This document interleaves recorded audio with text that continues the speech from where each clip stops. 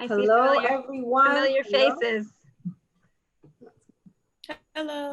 All right. Hi, everyone. My name is Keisha Wilson. I'm from Graduate Admissions. Thank you for joining us here. Just a note, can everyone just make sure to keep your mics muted just so we don't hear the background noise? I wanted to introduce both my colleagues, Michael and Sharon, professors in the Speech Language Pathology program. And they're going to take it away, guys. Thank you. Thanks everybody for joining us. We know that, 6 o'clock can be a tricky time. You're potentially on your way home from work, or maybe going to work, or studying, or managing things at home during this different time. So we're happy that you are able to join us. We do have some slides, and our plan is to go through the slides, and then we typically leave a good amount of time for questions at the end. So that way you feel like you have a good sense of maybe who we are as we represent the program at Brooklyn College, and maybe have a better sense of what the program stands for and what the program kind of looks like. Okay. Dr. Bergen is on it. There you go. Coming. Okay. I don't see it yet. Yeah. Oh, there it is. Great. Okay. So as Keisha mentioned, my name is Sharon Beaumont-Bowman. I am the graduate deputy and currently the graduate program director. And my colleague, Dr. Michael Bergen, is the clinic director. So we work very closely together, and he's going to talk to you in a little bit. I'm going to start off. I am a speech language pathologist by profession and license, and Dr. Bergen is an audiologist by license, who happens to be married to a speech language pathologist. So by association, we give him that. Great. I get a little bit more credibility as a result. Absolutely. So we are part of, just to give you a sense of who we are on campus, we're part of the Department of Communication, Arts, Sciences, and Disorders. We're the only graduate program within that department. So we have a large undergraduate communication sciences and disorders program. I recognize some familiar faces from class. And we also have a communication arts and a communication studies program, an interdisciplinary program that are in our department. So as a department, we're pretty large and pretty diverse. But tonight we're going to talk to you specifically about the graduate program in speech language pathology. Let's swap slides.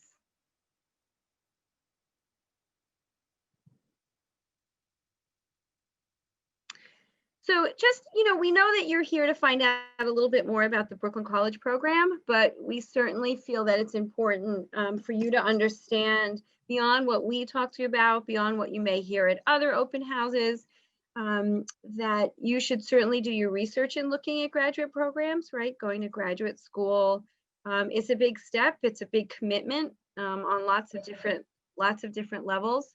So when you are looking at academic programs, the Council on Academic Accreditation, which is part of the American Speech, Language, and Hearing Association, that most of you probably know as ASHA, sets and verifies and secures academic standards.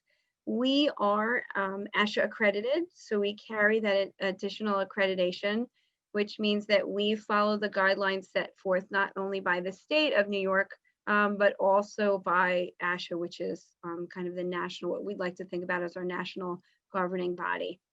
And we'll talk a little bit about what that means related to graduation and potential for employment afterwards. But it's important that you, I think it's important as a student to become familiar with the ASHA website, and we've shared it there. You can specifically find all of the accredited graduate programs on the website, and you can put in different filters. ASHA also has a student page, which I think is really, really helpful because it gives some further guidance about where the field has been and where the field's going, how COVID and the pandemic may have affected the profession. So I think it's worth, it's worth taking a look as you do, as you do your work in deciding on programs this fall. Great. Let's go to the next slide. So as I said, we're part of a larger department. But the programs available at Brooklyn College are the Masters of Science in Speech Language Pathology program. And that, again, is what we'll talk about today. That's the ASHA accredited program. We also, this is our second year, we have a Masters of Science in Speech Language Pathology with a specialization in early intervention. And that's also ASHA accredited. And both programs are New York State approved. So that's exciting. We'll talk to a little bit about how those two programs differ, but they're both essentially master's degrees in speech language pathology. We're also part of a consortium for the clinical doctorate in audiology, and Dr. Bergen's going to talk a little bit about that, and that's offered in collaboration with Hunter College and the Graduate Center of CUNY, and that program is also ASHA accredited. We are part of the Advanced Certificate Program in ASD. So some of you may have attended that open house. So we'll share how how that certificate program kind of intertwines and crosses paths with our program. And then finally, we're also part of the bilingual extension program that's offered in collaboration with the School of Education. So we have this fairly robust program ourselves, and then we are collaborating with lots of other folks on supportive and additional programming certificate programs. Okay. So just to have a sense of what the graduate program looks like, because every graduate program is different in terms of scheduling and credit requirement. We have two options. The first option is what I guess I think of as your standard master's degree in speech language pathology. That's option A. Option B is the newer program, and it's your master's in speech language pathology with an advanced specialization in early intervention. So if you're thinking about option B, you're doing everything that the folks in option A are doing, plus you're doing some additional work specific to the birth to 3 population. And we'll talk a little bit about that program. Oh, Michael, sorry, Dr. Bergen, can I go back just for 1 second? One thing to note is the credit value. So in option A, there's a range between 59 and 71 credits, and you can see between 66 and 78 credits for option B. The range is not the range is related to whether or not a student elects to complete the coursework needed for their TSSLD, which is your New York State license to work in the educational setting. I would say 99% of our students complete that coursework. So that in thinking about the credit load, it's more reasonable to think option A has 71 credits and option B has 78 credits. Great, now we can move on, thanks. So along those lines, how do we get those 71 and 78 credits in a master's program? The program at Brooklyn College is a full-time program. It requires 2 years of full-time study, and that includes summers. So for the most part, students are with us fall, spring, summer, fall, spring, summer. Students that are on track that meet all the requirements of the program typically graduate in their second September. So there's that second summer that happens. So most of our students graduate on September 1, which is one of the graduation dates for Brooklyn College. The program itself is clearly, we're a clinical program, right? It's a clinical degree. So it's a combination of both academic, what we like to think of as classroom work, and then the clinical application of those theories and classroom work that you've done.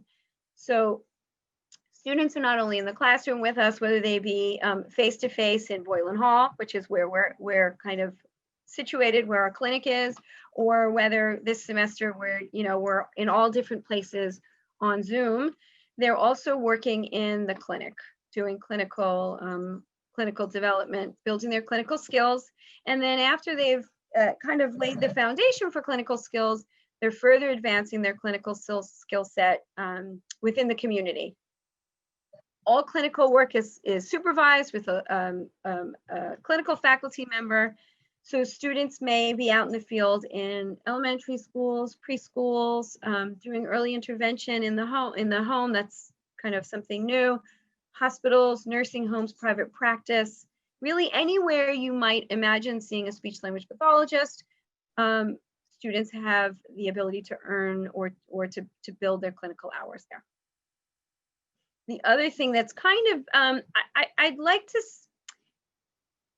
the other thing that's new to us, but not new as part of the pandemic, because it kind of had started the year prior, is the use of telepractice and certainly simulation, right? So telepractice is approved by ASHA and the state, and that's part of our practice. So students are gaining that skill set. And we also use simulation, which is working with either high-level mannequins or with actors who are working as patients. So that's interesting because it provides students with clinical opportunities in a safe environment. It's what we call low stakes. So students can really work on developing their skill set within the confines of a safe environment. If I can also add there, Yeah. What Professor Bowman just mentioned is, true about simulation. The program, you're just seeing our two faces today, but we're part of a very nice sized faculty, people who are not here tonight.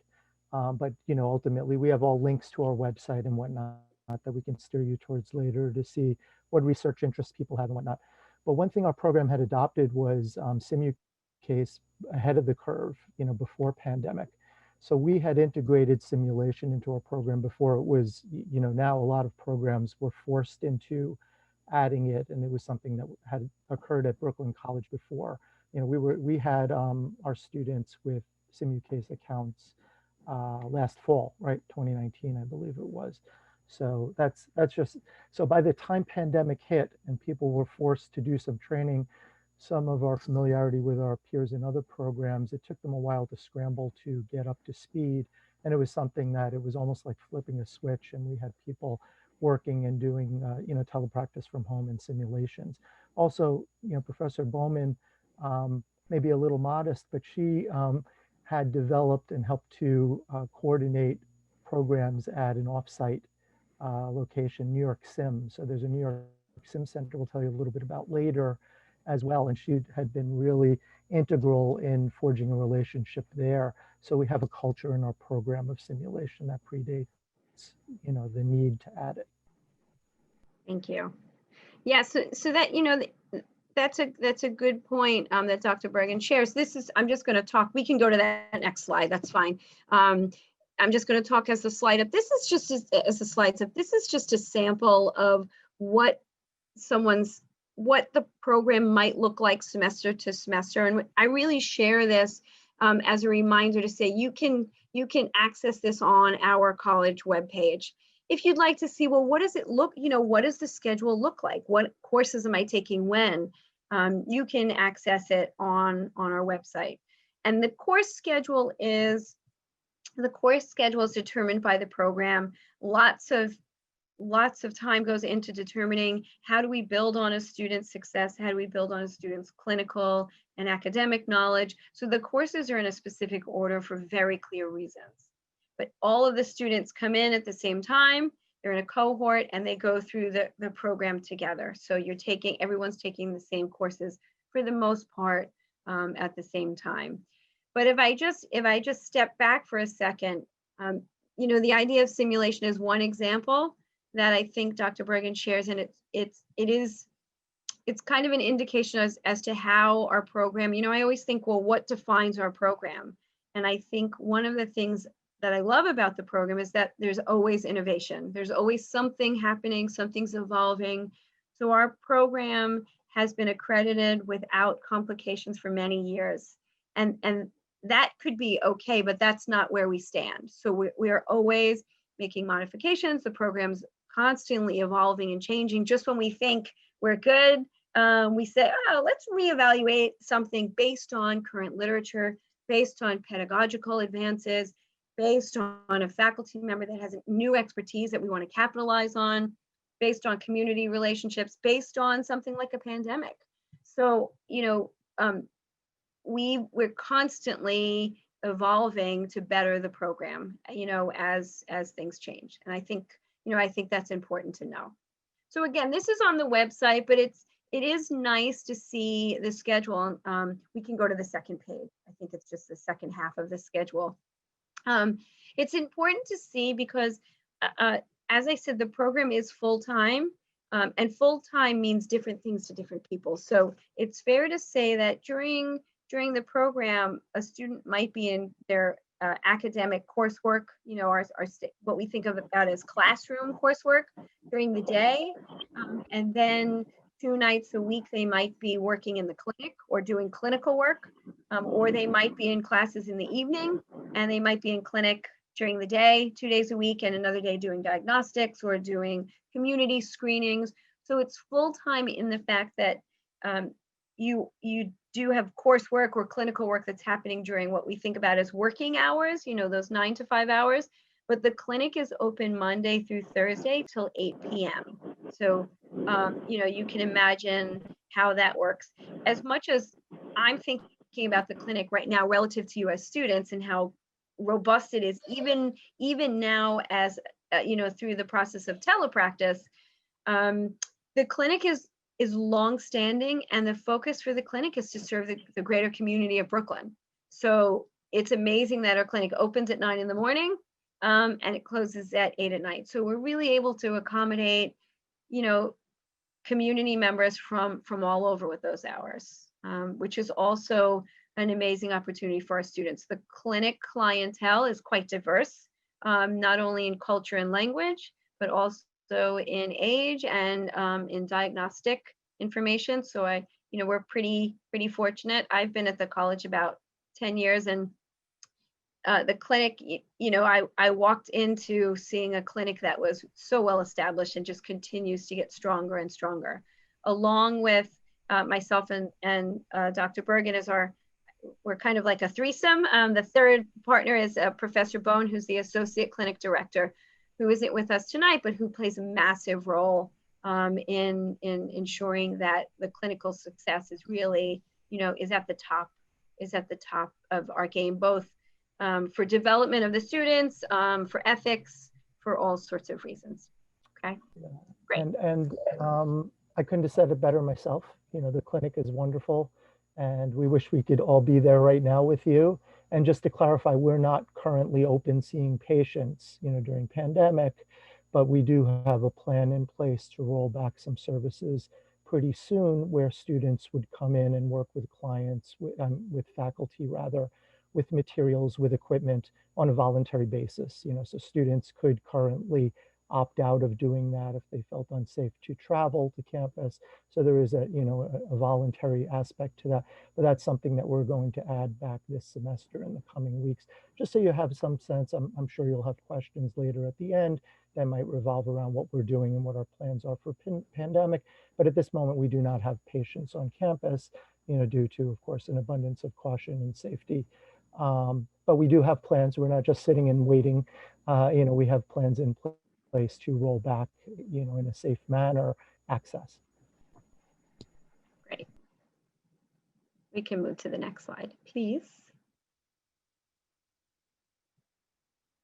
So these are just some of our, our slides. The top, going from the top left, 1 and 2, and then number 4, those are from New York Simulation Center at the New York Sim Center, and that's up at Bellevue. And they have an amazing multi-million-dollar simulation center that we have access to, that quite a few of our faculty members have trained at, that I feel really, really passionately about. Those are my students working with a high level mannequin, working in the aspects of medical speech language pathology, dysphagia, which is swallowing disorders, in a real safe environment, so the patient's not at risk. So we have lots of fun up there. Because of the pandemic, we're not physically going up there, but we're doing telepractice with our mannequin friends and with our actors. So, we are marching on with best practice.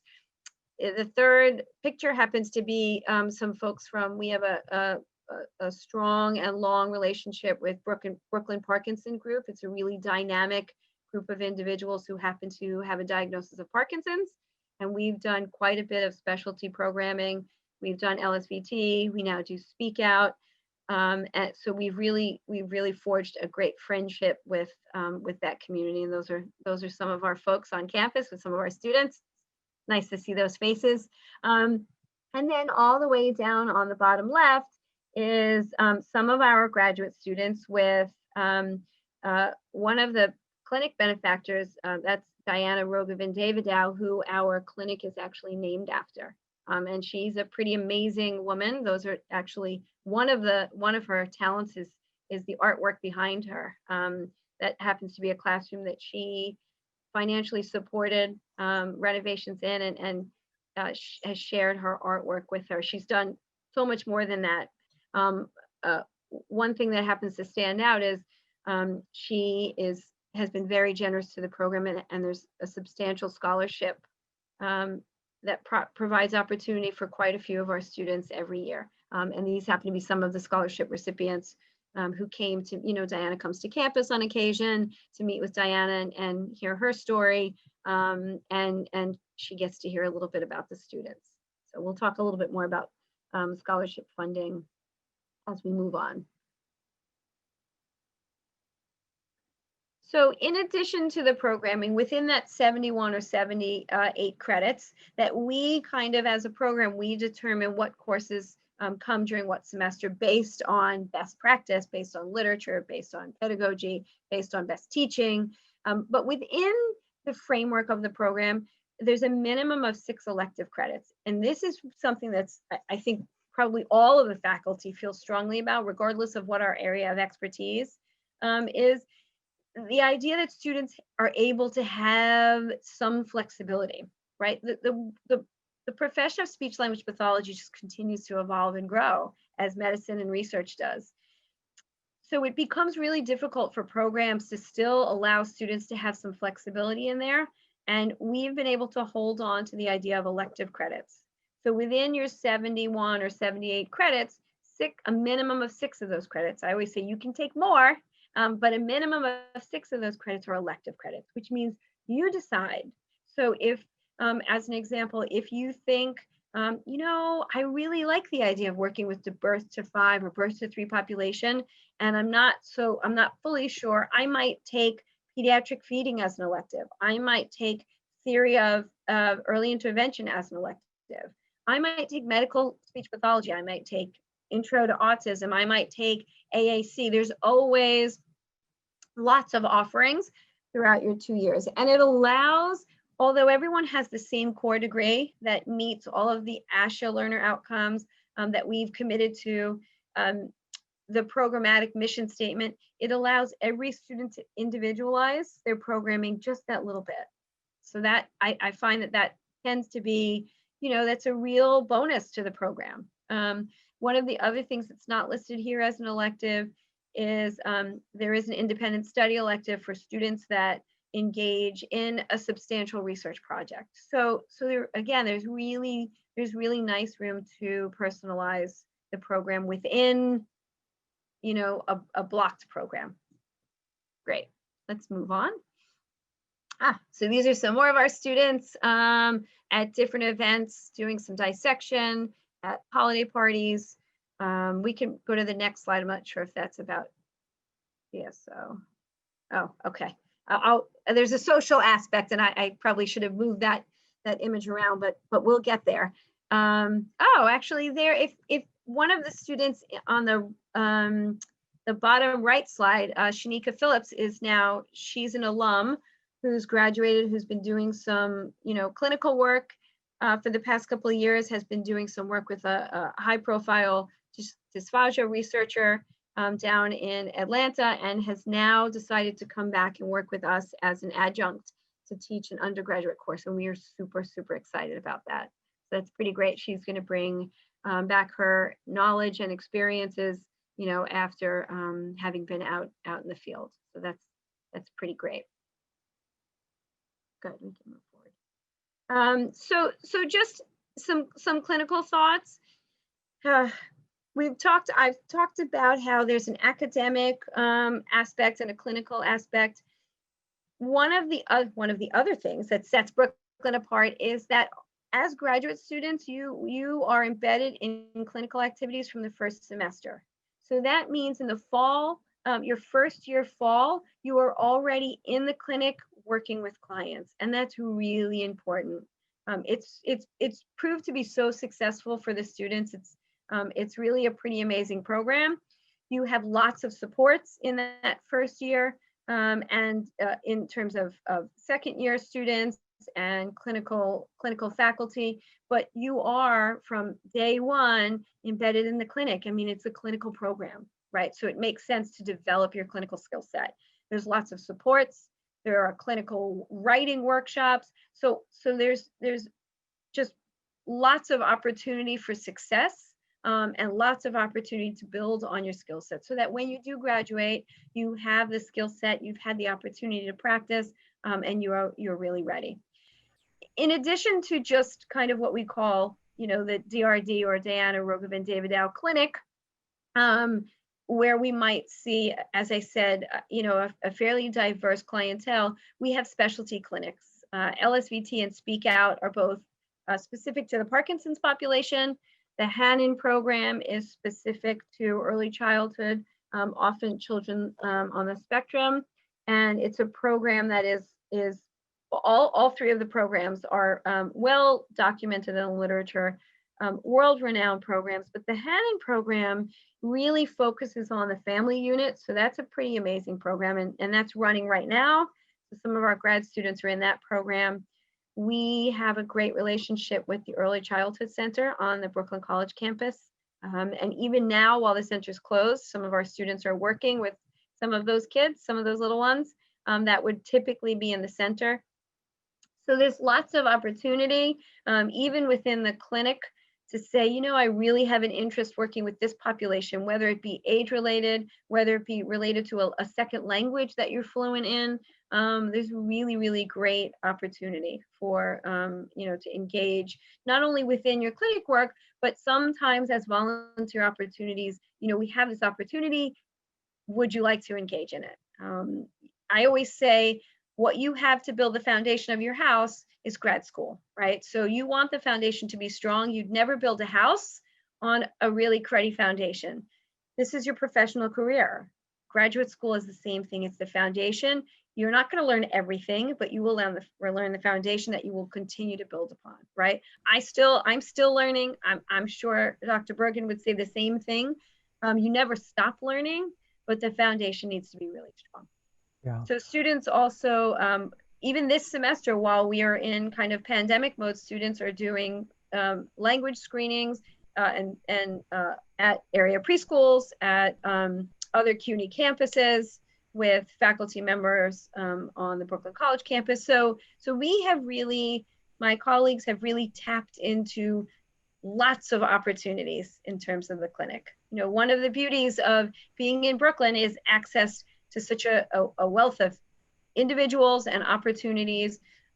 We have a great relationship with hundreds of sites throughout the 5 boroughs in Long Island and Westchester, because after your work in the clinic, you go out into the field. So currently we have some students doing telepractice in the school setting.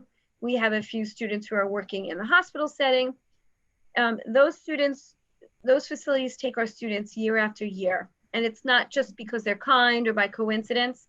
It goes on the student and the program reputation. So the fact that we have students at the VA, at Mount Sinai, at Maimonides, at hospitals throughout the area is because when our students go there, they're strong students, they're knowledgeable students, they have the clinical background, they have the theory, so that, so they're ready to continue to build on that. So lots of great opportunity. Yeah, and that is not an easy process. And, the person who Professor Beaumont-Bowman mentioned before, Susan Bone, who's our Associate Clinic Director, does an amazing job at cultivating those relationships, at maintaining them. It's, we're in close touch with our colleagues in a lot of other programs. Both she and I, Professor Bone and I, sit on a committee of clinic directors, from 25 local CSD programs, SLP and audiology. And so it's a wonderful committee. We get to hear about great things that are happening in other programs and some things that we might not want to adopt. But one of those things that we hear are the challenges of maintaining the sites. And so I really appreciate greatly what she does to maintain. And as Professor Beaumont-Bowman mentioned, um, depending upon that relationship's critical. You know, some of the sites will interview students. And so our students have successfully competed in many of those top sites that take students from outside of the area, in some cases. The other thing I wanted to quickly mention, if that's okay, is that we survey, we do a lot of surveying of students, of, faculty, of different things, just for, for continuous improvement reasons, and also as part of our accreditation process. And one thing we do is we survey a very formalized, lengthy survey of all students as they graduate to learn about the things that they felt were particularly good and the things that they wish could be changed. And so we learn from that as a faculty. We review all of that data each year, and the things that pop up consistently get a lot of focus. And one thing that is prominently featured in the positives is what Professor Bowman mentioned about students when they're first integrating into clinic, because that's a daunting process. It's pretty typical for a student beginning that first semester to be overwhelmed, have a lot of work, classes in any program, I'm sure. But to also have clinic and sit with a patient, maybe for the first time, it can be a little scary. And so we've set up a mentorship program within, our SLP program, within the graduate program, where the second year students, I know you alluded to it, Professor Bowman, where the second year students are matched up with first year students to sort of walk them through.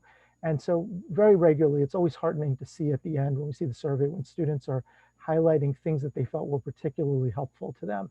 That process has been something that routinely gets, credited. Great. You can go to the next slide, please. So just in line with that, to give you a sense of how the clinical process happens, students, again, are on campus in the clinic from their first semester, and they have the support of a second-year clinician and clinical faculty. They are then in what we call in-house, or in the on-campus clinic, for 2 more semesters, where they develop, further advance their skill set, increase the expectations, and then ultimately work as a senior or second year clinician to support a first year.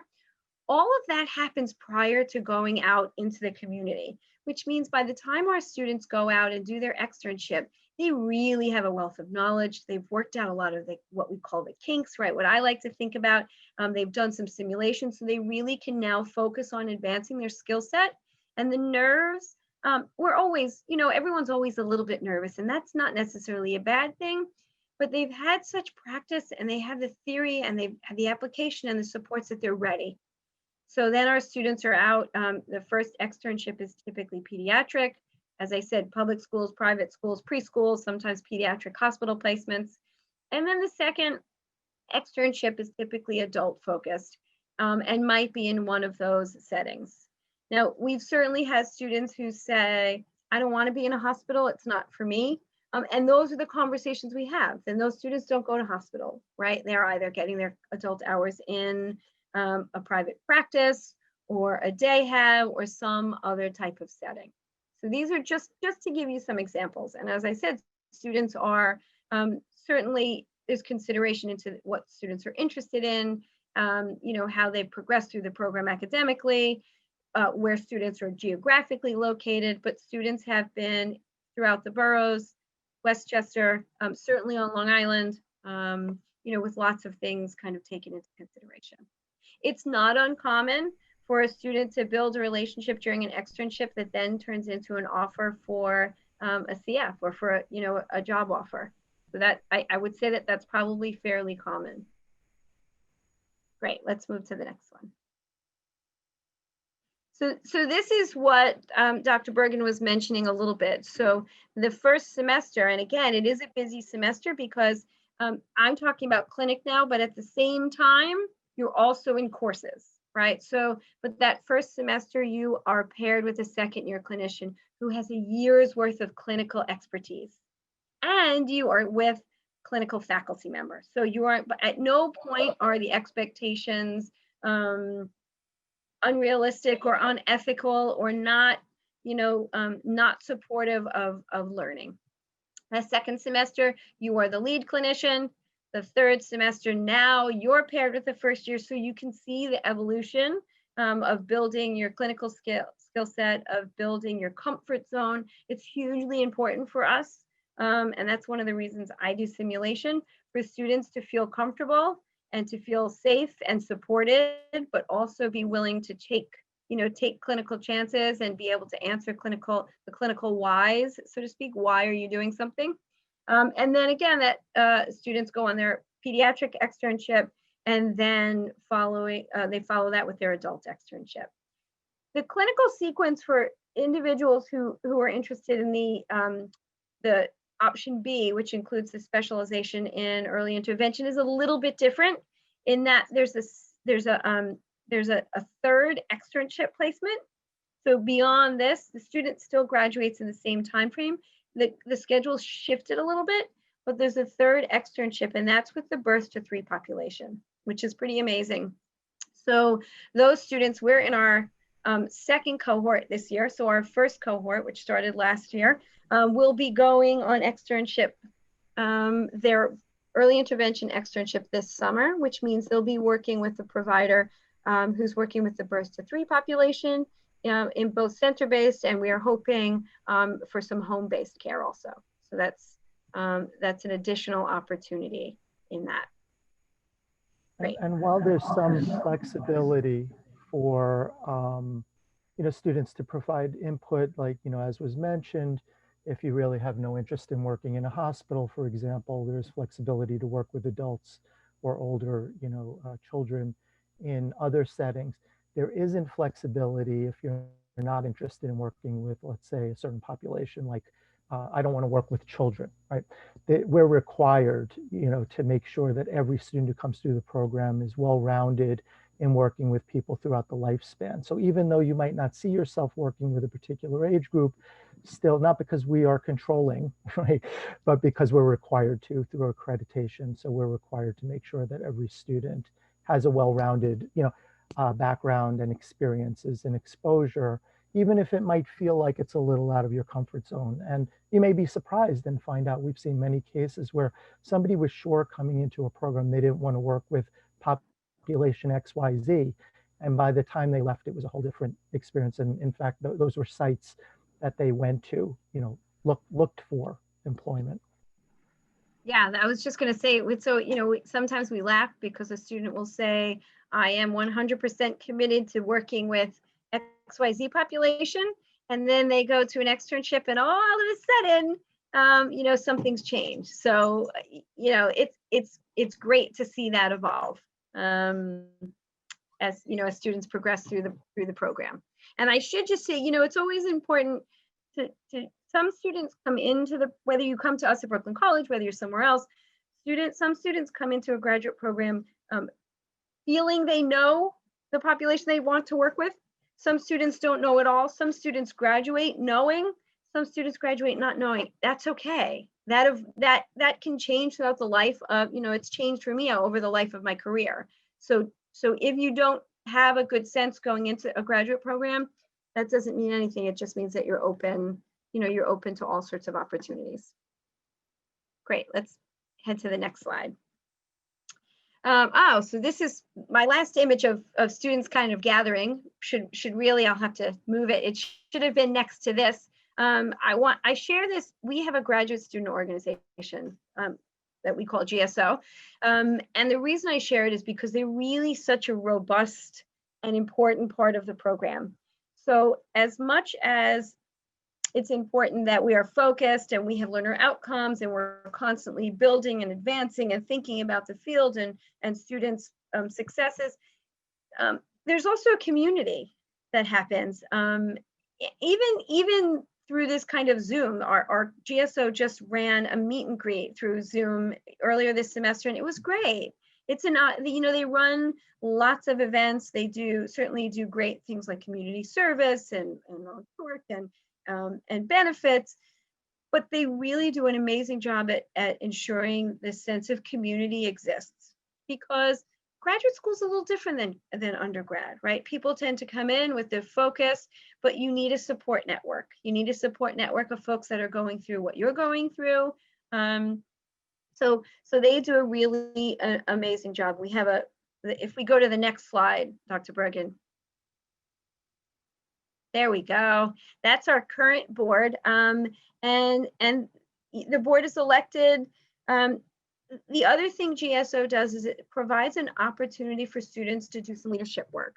So I'm a huge proponent of what else can the graduate program do for you. So yes, we're committed to giving you what you need ethically. We've committed to the field, we've committed to ASHA, the state, and the greater population that we serve. But what else can we do for you? So what else do you want to, what else do you want to leave graduate school with? So an opportunity to do some leadership work, an opportunity to, whether it be, or to do some research. GSO just is another avenue to get engaged beyond just coming to class and coming to clinic. So right now the e-board is doing, they're doing some great work. They certainly keep us on our toes. They typically organize an amazing programmatic graduation on top of everything else. Great, let's go to the next slide.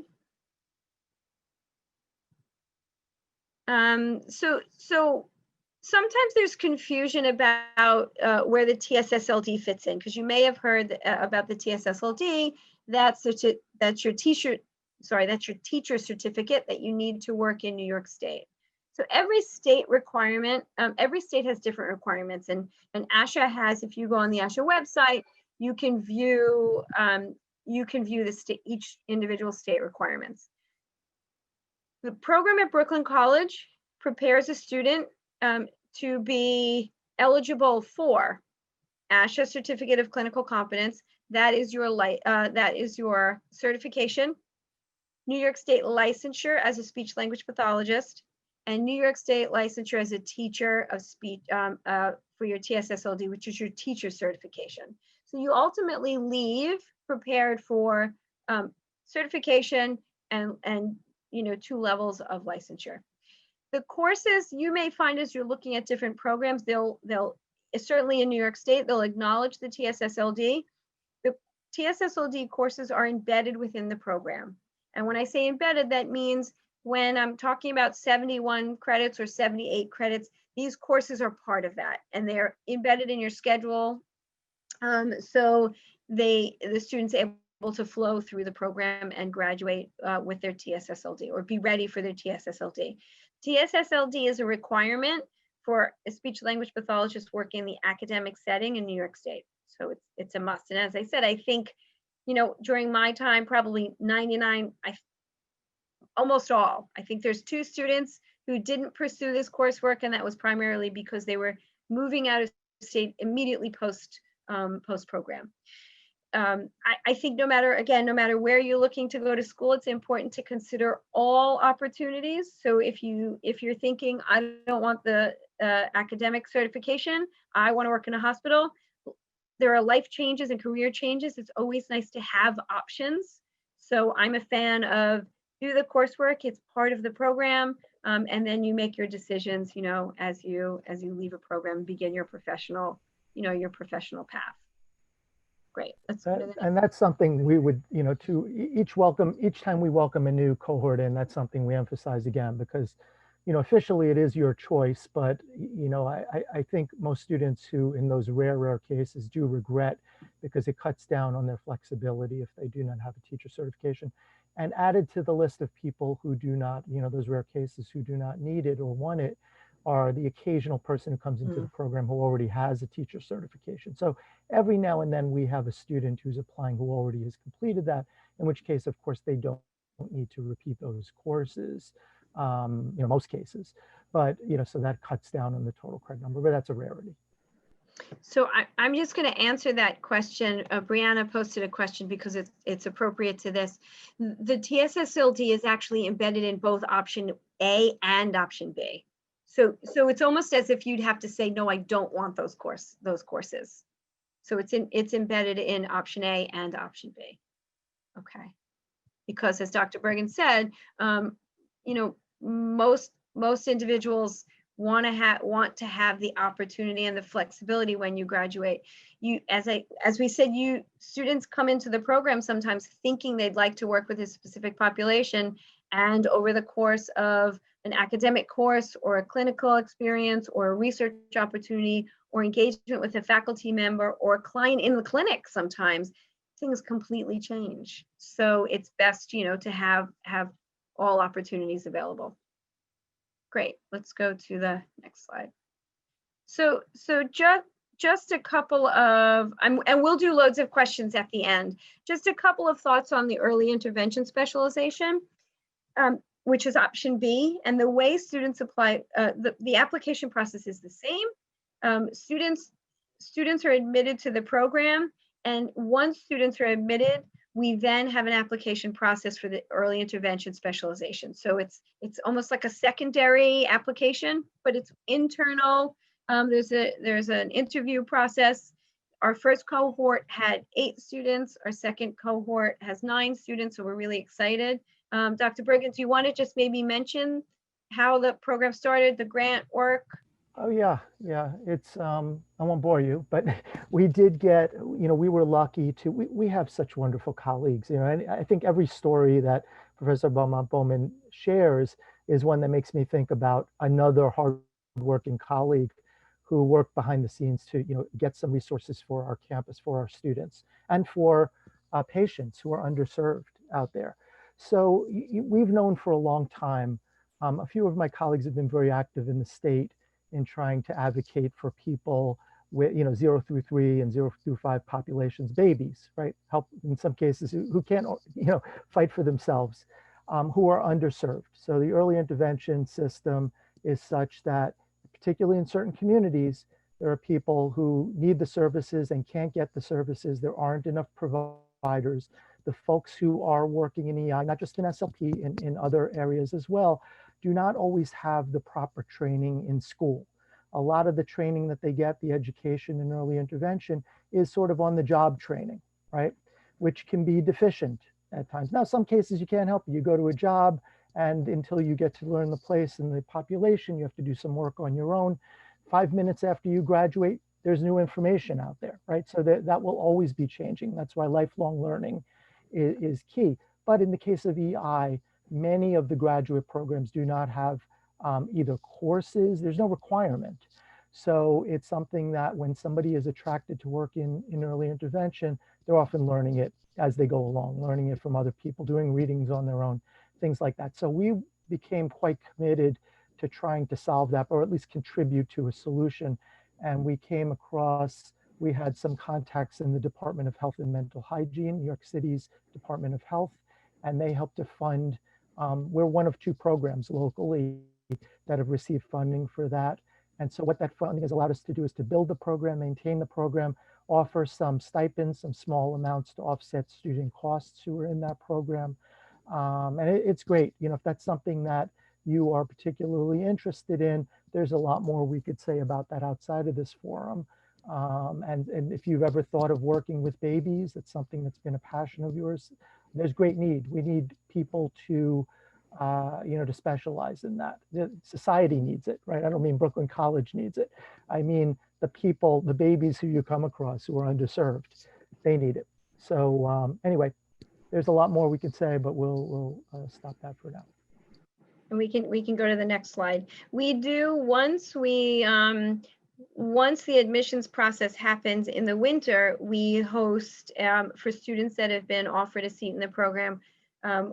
Typically one of our colleagues who has been instrumental with Dr. Bergen in securing the grant and developing the program runs an open house event. So you really can get a much stronger sense of what the program's like, and then we typically have a current student available to answer related questions.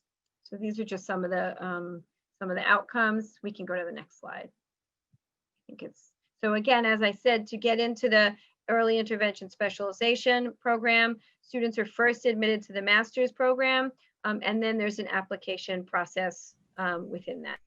And if the student, you know, so either way, every student is in the graduate program for their master's in speech language pathology. And then there's a subset of those students that is pursuing the master's degree for speech language pathology with the specialization in early intervention. And that colleague, by the way, is Dr. Elaine Geller, who's done a lot of, you know, work in counseling and reflective practice, reflective supervision. She was our program director at Brooklyn College for a few years, and she was previously at other places, including Emerson. And she retired you know, but we've been lucky to rope her in and keep her, you know, we didn't have to work hard because she loves doing it, and to keep her on through that grant. So to our students' benefit, and to future, you know, to babies' benefit. So we're really Absolutely. excited about She's amazing. Great. We can go to the next one. Ah, this is you. it. Is that me? Okay, Yep. well, I know you guys did not largely come here because of audiology. You came to speech language pathology, so I won't spend a lot of time on it, but it's always you know, good idea, we feel, to have a couple of slides on it, simply because some of the, you know, there's a subset of people who are interested in both. And if it's something of interest, we participate in that program, right? So it's not the SLP program, it's the doctoral program in AUD. It is, there's a lot of information online, obviously. So if you're not digesting it all now, we can, you know, you can always shoot us emails outside of meeting. I'm glad to, you know, to talk more about it. But I am an audiologist in a speech language pathology program primarily. And in our center, we see clients and we support multiple programs, right? So I'm the director of the Speech Language Hearing Center on our campus. And so we support the master's program. You saw in an early slide the various programs that we are, you know, we offer experiential learning for students who are at undergraduate level, at graduate level, at doctoral level.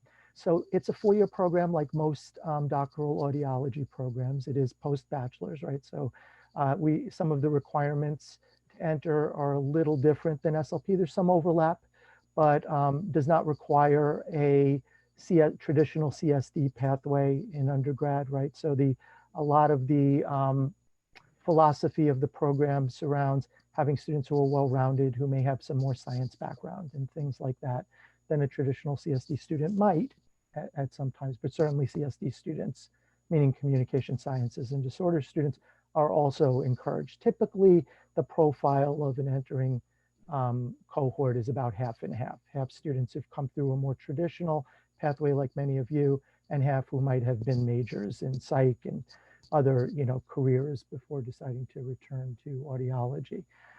The slide itself, I won't get into the detail, but you know, in that 4-year period, the first year is largely didactic coursework. Towards the end of that first year, students start to get immersed in clinical work. There is a year that students spend 3 different locations on campuses in non-pandemic times. One at Brooklyn College, one at Hunter College, and one semester at the Graduate Center, working in their clinics, which have some similarities and some differences.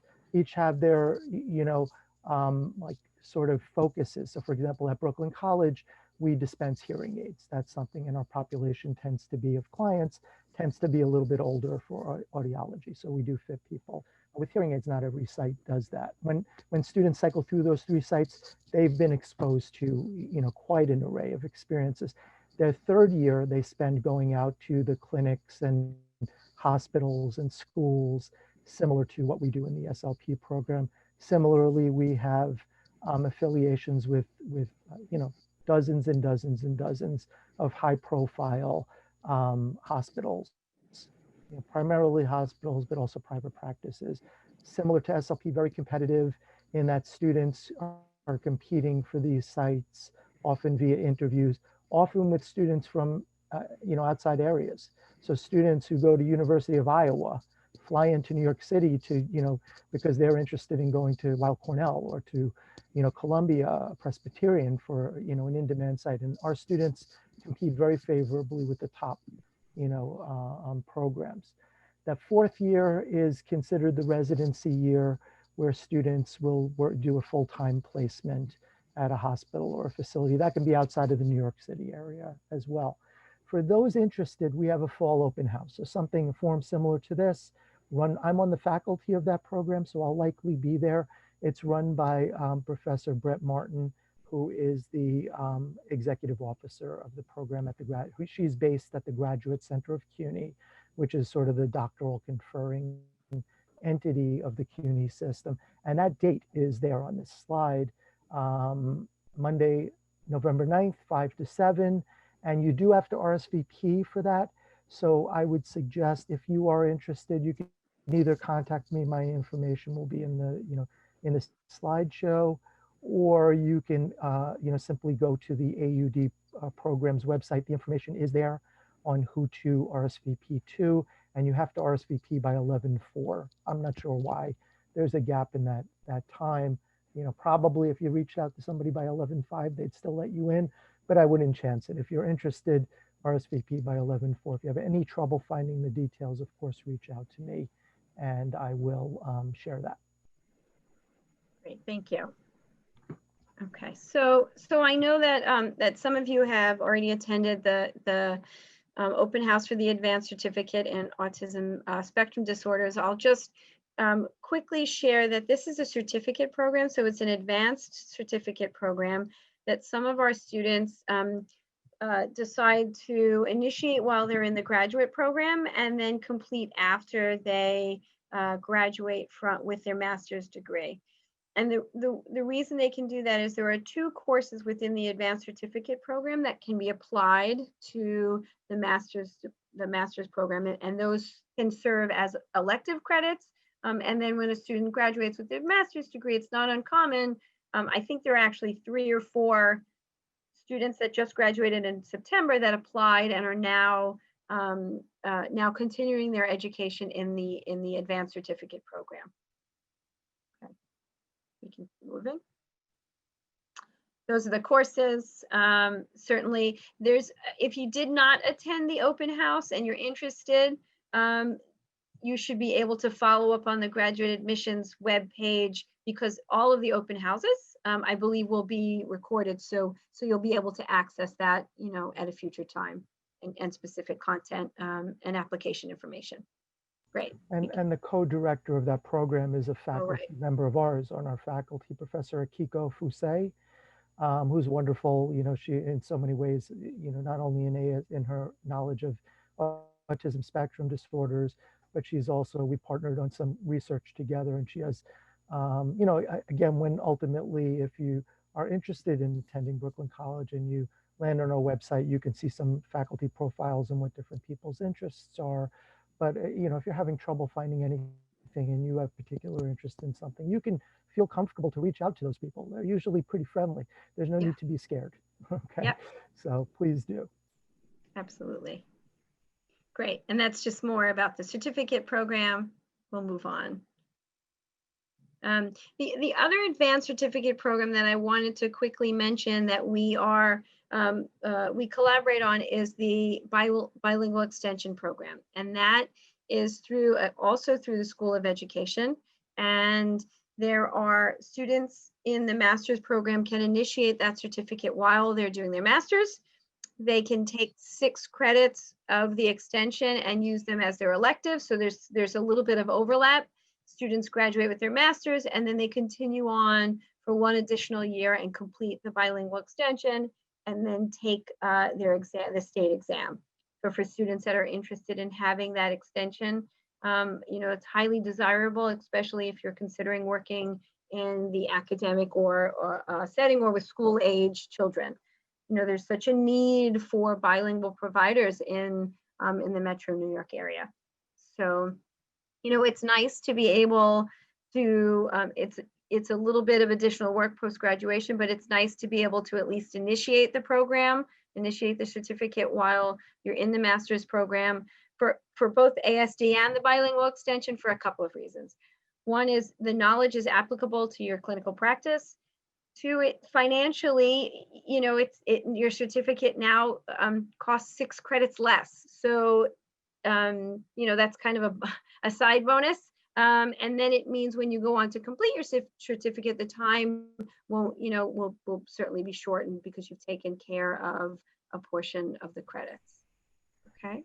And just like with on the topic of early intervention, that's not the only population that is underserved. In the New York City schools in particular, which is where a lot of our placements are, the data is overwhelmingly, demonstrates how underserved folks are, particularly in certain communities and when they speak certain languages. So while there may not be an issue finding a bilingual provider, let's say in Spanish in certain areas, there may be difficulty finding somebody who speaks Farsi in certain other communities or speaks Cantonese in certain other areas, in Flushing, let's say.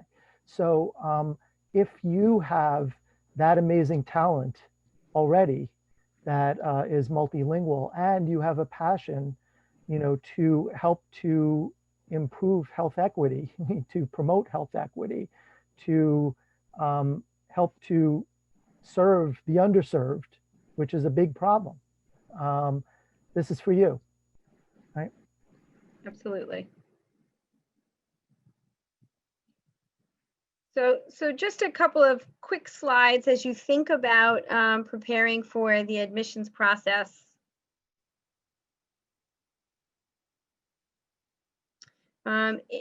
In terms of eligibility for the master's program in speech language pathology, I will tell you, and it's probably not a secret, that we are fortunate. We receive many applications for a limited number of seats, and the number of seats is typically somewhere between 34 and 36, and that's based on how many students we were able to academically and clinically progress through the program, meet the learner outcomes based on the accreditation process. But here are the requirements for application. So you do need a bachelor's degree. ASHA has a series of coursework that's required for all students. And if you haven't already seen on the graduate admissions webpage, there's a supplemental form for speech language pathology. So it lists the coursework needed. You don't necessarily have to have a CSD undergrad degree, but then you need some prerequisites, and those are listed on that supplemental form. So you do have to have a physical science, a bioscience, a social science, and statistics. And then we've listed the Brooklyn College course numbers. You don't have to have taken the courses at Brooklyn College. They clearly relate to any other program CSD, almost always someone else's CSD coursework, or the coursework taken as part of a post-bac program at a different school. We do require the students to complete the GRE exam as part of the holistic process. And if we go to the next slide, how many applicants do we typically get a year? So last year we had over 400 applicants. So I will tell you, we go through every single application that's received is reviewed. This is just in terms of time of application, there are 6 prerequisites that are required for application. Students must have 5 of them complete by the time they submit their application. So 5 courses need to be complete, and evidence of those grades need to be on your transcript as you submit that. Otherwise, the application cannot be reviewed. If I could just add quickly, Professor Bowman, when you mentioned about, on this previous slide, we have the Brooklyn College numbers. And so some of you, I realize some of you, there are some familiar faces we know from Brooklyn College. But for those of you who are not, who are probably a majority of the people here, I want to be sure you know that nobody gets favoritism just because they're at Brooklyn College. So in fact, to prove that, the data shows that. We welcomed in, we always look at the data pretty closely. We took in, of the 35, I think they are from 25 different institutions. The 35 that just came in this current group are from 25 different institutions. So that, we're not, we look at those relatively blindly, right? We're looking at many things, and we'll indicate that in the upcoming slides, what it is that an admissions committee is looking at. But just keep in mind, if you're sitting there and saying, oh, that person has a leg up because Professor Bowman said, oh, look, she sees a familiar face. No. It's not, that doesn't, and Professor Bowman is one member of a large admissions committee, which is, constituted of most, if not all, of the faculty each year. Okay, so I just wanted to put. Yeah, thank you, Dr. Bergen, because that is true. And the lovely thing about the program is that every year the admitting class is so diverse. As Dr. Bergen said, just so you're aware, the applications, when they come to the program, they are reviewed by an admissions committee that is fairly extensive, and the process is calibrated and vetted every year. So what we do look at, is a student's overall GPA as well as their discipline-specific GPA. We look at GRE percentiles. We look at student letters of recommendation. We do prefer that if students, that at least 2 letters are academic in nature. We understand that that may not be possible, but it's preferable to have 2 academic letters. Students have asked in the past, you're welcome to submit a 3rd letter, but we do look for 2 academic letters. That we review the personal statement. And then we also, as part of the process, ask you to submit a resume that allows us to take a look at things like extracurricular activities, research, leadership, volunteerism, anything else that might tell us a little bit more about you as a student. And As that, we, I'm sorry, go ahead. that's okay. So every application, as I said, every application we receive is reviewed, and then typically somewhere in the range of 100, 120 students, we reach out and we do, there's a little bit of a further admissions process. In the past, we've done some interviews to further, determine the best candidate for us, and ensure that the student or the candidate has an opportunity to ask additional questions to make sure that the program at Brooklyn College is the best for them. I was just going to say on the slide there, that is Brooklyn College. For those of you who are not from Brooklyn College or haven't been there before, that's in our library. And again, we'd love to be welcoming you in that space like we usually do this time of the year. It's still there. I'm on campus 1 or 2 times a week, and I walk past this unfortunately empty space and just waiting for everybody to come back, which we can't wait for. But we do have a beautiful campus. The libraries that I've been there, I'm an alum of Brooklyn College, so I was one of those people who managed to stick around a million years ago, and I love it. It's it feels like home there, quite frankly, and my colleagues like family. So someday in the future, we hope to see a lot of you who are on this call there, in this meeting there. But that's just one of the spaces. That's called the Christoph Kimmich reading room, the Lily Pond room, sometimes known as, which overlooks this beautiful little pond that has turtles and has koi inside of it. And they're still there. They were there last week they were there on Monday when I walked past. So I guess it's getting close to that time of the year when they must pull turtles out to save them. But yeah, anyway, that's us. Great.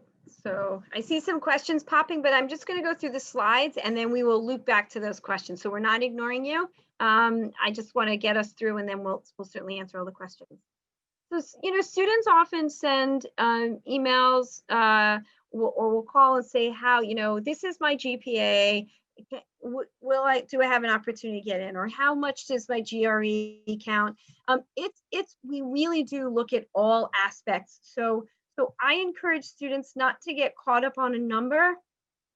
Submit your application, right? We're looking at the holistic process. We're not just looking at one aspect of student success. So we really do consider the entire student. Okay. Great. Sometimes I question, do we leave this slide? Do we not? But I think it's helpful because we find common errors in the application process that can impact someone's success. So the most common error is not submitting your everything on time. And I think this year will be trickier than ever before because you may not be able to physically see someone to say, hey, did you submit that letter? Hey, remember you said you would do this, or can you proofread my personal statement? It's if the application's not complete and not in on time, then we cannot review it because, as I said, we anticipate receiving a substantial amount of applications, and at some point, to be fair and reasonable to everyone who has their application in and to allow the committee to do their work, we do follow the deadline. Keep in mind that we only admit students for the fall, and that's not to be difficult. It's just the way our programs run, the way we've established the coursework and the clinical work. So we admit students, matriculated students, for the fall semester only. Okay. We do need, if you've taken prerequisite courses, when you submit your application package, we do need your grades for those prerequisite courses, because that often adds to the conversation for the admissions committee. And then one last thought is, and this may be tricky during this COVID time, is thinking about who to ask to write you a letter.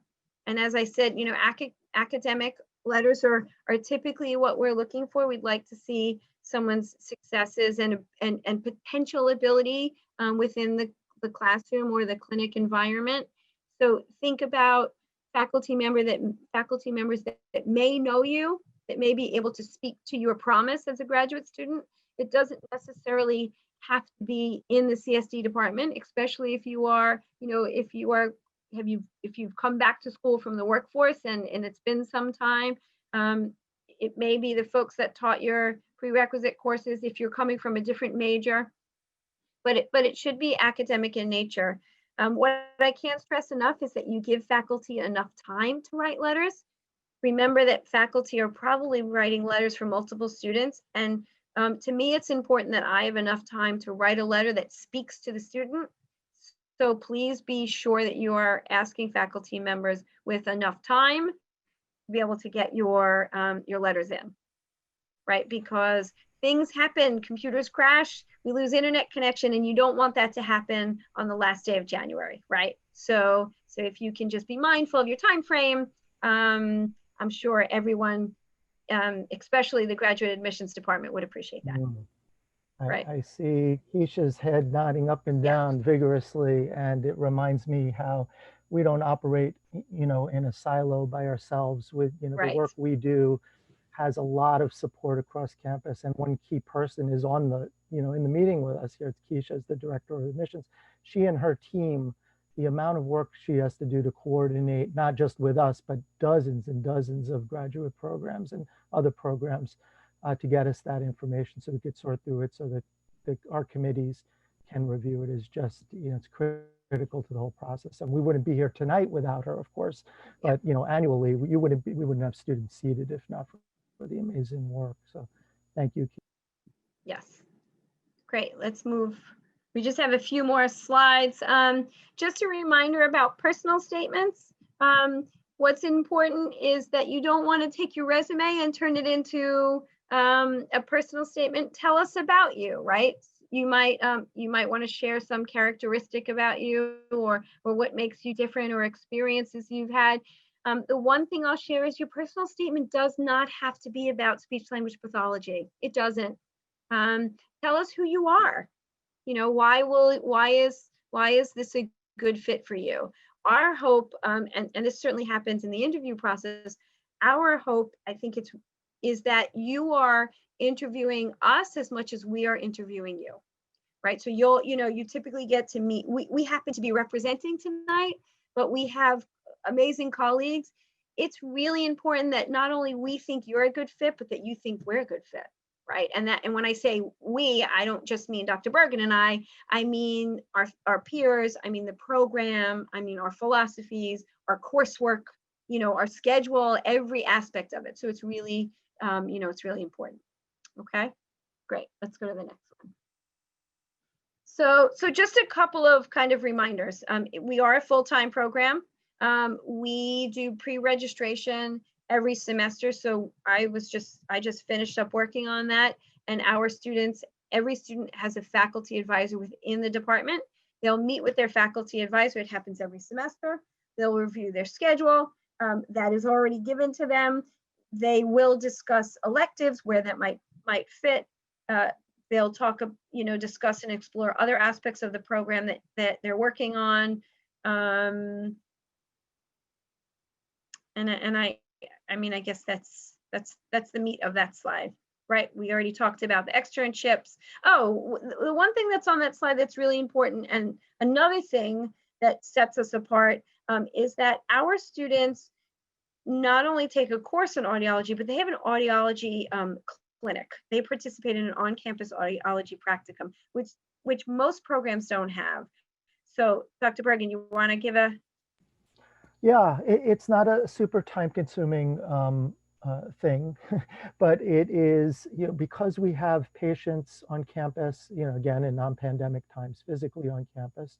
One of the reasons I go to campus a couple times a week is to manage hearing aid repairs, because we do have patients who ordinarily would come to us who can't, so they mail things in, we send them out. In some cases, I'll swing by their homes and give it to them outside. But at any rate, our SLP students are able to work with patients, learning a little bit, not to become audiologists, right? But to learn about, hearing and the impact on language, and to, learn issues related to counseling. There is some overlap in the sort of work that SLPs can do, as SLPs once you graduate, including work doing audio rehab. In other words, rehabilitative services for people who have hearing impairment, working with people who have auditory processing disorders. Having a little bit of knowledge about how a hearing aid functions can make a huge difference. We've had plenty of SLPs who go on to work in, skilled nursing, in, nursing homes and whatnot, or, and a patient who isn't capable of changing a battery. The SLP knows how to do that. And that can make all the difference in whether or not the patient will be able to hear you in that session.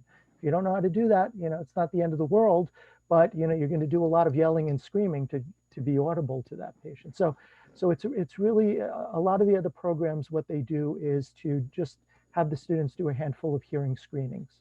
That's it. It's not an activity without value. That is, we do that as well, but to actually sit with a person who has a hearing impairment, to learn a little bit about them, and to do some troubleshooting related to that patient, we found to be invaluable experience to who you will be as an SLP. Great, thank you. So, you likely know some of this, but we share just in case. Where do SLPs work? You might find SLPs in public schools, private schools, hospitals, community, certainly colleges, research labs, home health agencies, long-term care. You can see the list. I think the takeaway is, and certainly ASHA has lots, as I said, ASHA has lots of great information, especially on the student page.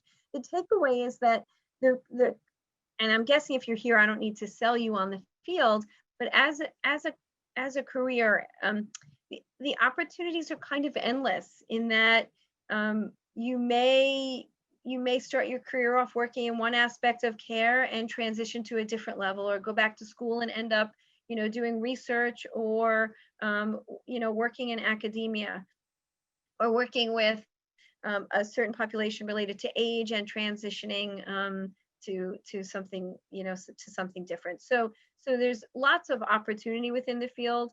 I would, clearly the numbers are there. Approximately 55% SLPs are working within the educational setting.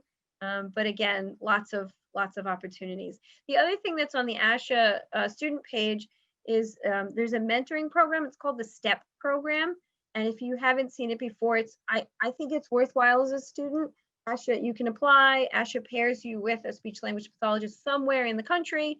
And you essentially have this mentoring relationship where you can ask questions, you can learn about clinical programming, learning about how someone might have gotten into a specific area of care, or some do's and don'ts for grad school. So if you haven't seen that, I encourage you to check it out. It's not hugely time consuming on the end of the student, so it might be something you want to take a look at. Great, let's go to the next slide. And again, this kind of goes along with the last slide. So what disorders do SLPs diagnose and treat? We keep this up because every once in a while there is a student who says, well, my mom, uncle, sister, cousin said you should become a speech language pathologist because I'm not sure, I like working with kids, or I like people, but I'm not sure what I want to do. So speech language pathologists work with individuals who have speech sound disorders, voice fluency disorders, language disorders throughout the age continuum, aphasia, acquired language disorders, certainly swallowing disorders, craniofacial disorders and cleft palate, trach and vent patients. So there's this massive kind of opportunity within the disorders that we treat. And certainly, I think what what's also important is to think about who we work with. So I may be working in a school or a hospital, but I tend to be working closely with either other allied health providers as part of an interdisciplinary team, OT, PT, speech, psych, the teacher. If I'm working in a medical setting, it might be that I'm working closely with the neurologist and the pulmonologist. But regardless of where I'm working as a speech language pathologist, it's pretty typical that I am working as part of a cohesive unit, not working individually. Great, let's go to the next one. This is you. And that's also a good segue. You know, we have these slides here just to complement the SLP. And again, I won't spend a lot of time on them, but it's a good time to emphasize exactly what Professor Bowman just mentioned about that interprofessional practice. You know, so ASHA, as you would expect as a credentialing body and their accrediting body, changes the standards and adds to it. And our field is expanding, like many fields are, but audiology and speech language pathology are both expanding. And one of the standards that are now required in academia and are required for certification is to ensure that students and professionals are working with other professionals, you know, in treating patients, in managing patients. And in some places, in some locations, that just happens naturally, right? If you're part of an interdisciplinary team. In others, it might be harder to piece together. We have that built in because of, you know, some just the natural relationships we've had forged on and off of our campus. So one is through some of your placements, of course. Another is because of the audiology experience that you will be getting. There are opportunities to, you know, get engaged in research, you know, with people as well, and to publish. We have students, usually in any cohort, we have a handful of students who've gotten involved with faculty research and have published as a result or presented at conventions. As far as audiologists go, sometimes people think of it, you know, when I mention what I am, you know, people will come up to me, someone say, what do you do for a living? I say audiology. And I'll get one of two reactions, either a blank stare, you know, like they clearly don't know what it is, or I get, you know, like they do know what it is and they're trying to make a joke. So, and people don't realize, they think it's just somebody sitting behind an audiometer, turning dials, and making sounds louder and softer, saying, well, raise your hand for the beep. But it's so much more than that, right? There are, which you may or may not be aware of. You maybe, if you took a traditional CSD path and had a solid audiology course at the undergraduate level, in that case, you'd realize that there are balance issues, and we have an aging population that is more prone to falls. And when you fall, there are plenty of really not good things that can happen to your health. So an audiologist is key to potentially diagnosing, you know, that. Tinnitus is an area that we have growing knowledge about. Probably a bunch of people in this meeting have ear noise. Hopefully for most of you, it doesn't annoy you that much, right? But for some of you, it may. And so there are solutions, not many, but there are some ways to intervene and to manage tinnitus. You know, the tinnitus patient can be managed successfully in many cases. Auditory processing disorders, right? So these are all topics that audiologists to varying extents might focus on, and so forth and so on. Noise exposure. Wow, that's a huge, you as an SLP, if that's a path that you take, can have an important role. You don't have to be an audiologist to help promote healthy hearing, right? To encourage the kids who you're working with not to blast their, you know, AirPods that loud, right? To, if you're going to, in normal times, go to weddings every weekend or DJ or something, or go clubbing, to make sure you know, properly care for your ears so that 10 years down the road, you know, your hearing isn't much worse than it should be, okay? So there's a lot here to talk about. Again, for anybody who might be interested in audiology, whether it's as an SLP who might just have particular interest in working with people with hearing impairment and other related disorders, or, you know, in possibly pursuing that profession, I'm around. You know, I'm not the only one. We have other audiologists on our faculty, you know, to hit us up with some questions. Okay.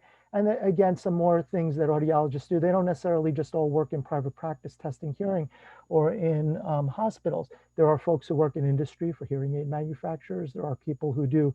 We have tomorrow, I'm going to be on campus because we have an industry person coming to calibrate equipment. That's a job that, you know, that has to be done. They need equipment that works the way it's supposed to work. And so we have a professional company come in to do that as we're required to.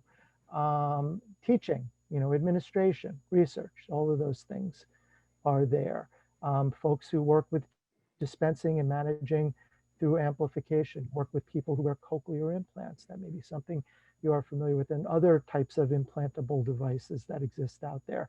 And it's not only about devices, but working with people to enhance skills that they may have, or maybe don't do such a great job doing, like speech reading. That is picking up visual cues to make meaningful information and to understand what's being said, like auditory training to derive, from the auditory signal information that can be of value and to facilitate communication, to learn environmental strategies. So a person walks into a room, where they sit can make a difference. How the lighting is can make a difference. Where they go to in a restaurant.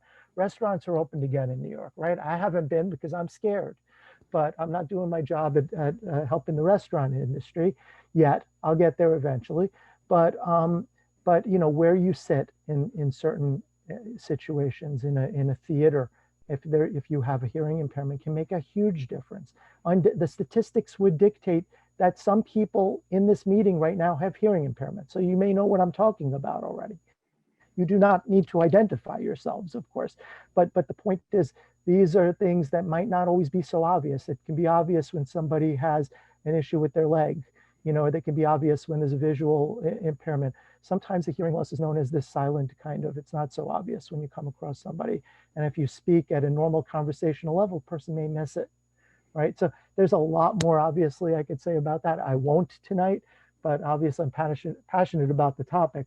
But those are all things that you have access to in a program like ours, in the SLP program too, right? But certainly if audiology is the career choice for you. Right. I think we have one or two more slides, possibly. They're 39 through 43, so I think it's 4. Oh, okay. So just some more, you see what's on, just some more images, yeah. More images from our center and some of the exciting stuff that we miss, but will happen again someday.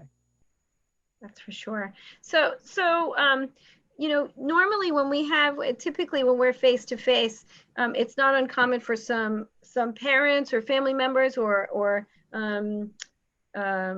partners to come along with potential students, and they often like this slide. Just to give you, some stats.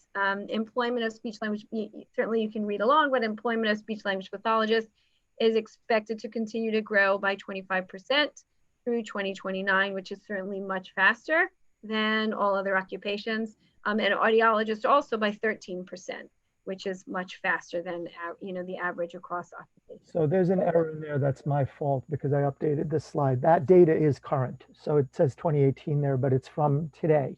It's from this one. I always check these. We check all of our links before we go live, and I updated it. So this is what you can find right now on the Bureau of Labor Statistics page. And what they do is they break down all different professions and they project what kind of growth there is. Obviously, pandemic can change that. But the updated, even in these conditions, there are jobs, right? They're harder to find jobs, but people are getting placed. And not in every industry can people say that, right? So they're in demand, there's great need.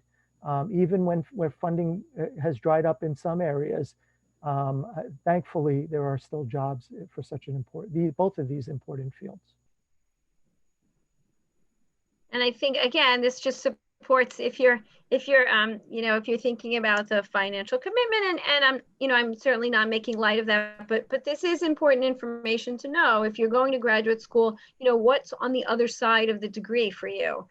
So certainly SLP is ranked number 8 on the 100 best jobs and number 6 on the 100 best healthcare jobs. We've shared the links there. We can share them, or you can certainly access them and take a look. I think, again, being an informed student, it's good to know what is projected, what's out there, what does the field look like in terms of jobs. New York State has over 20,000 speech language pathologists. That's significantly more than any other state. And yet, I think on my last slide, when I give a few more, like why choose BC, almost all of our graduates have a job within a week or two of graduation.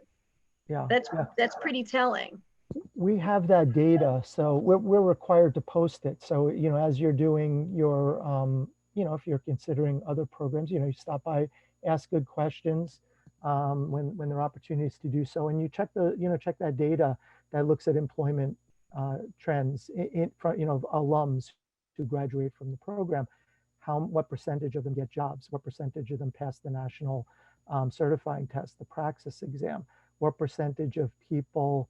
There's a third thing that we post there now that I don't recall, but we have data up there, and all of the data we have has been favorable for many years. So that number, I sometimes look at that number and I feel compelled to mention that New York State having so many SLPs and audiologists relative to some other states, there's still demand, particularly in certain areas. So there might not be, when you graduate, a job around the corner from you because there already may be an SLP in that place.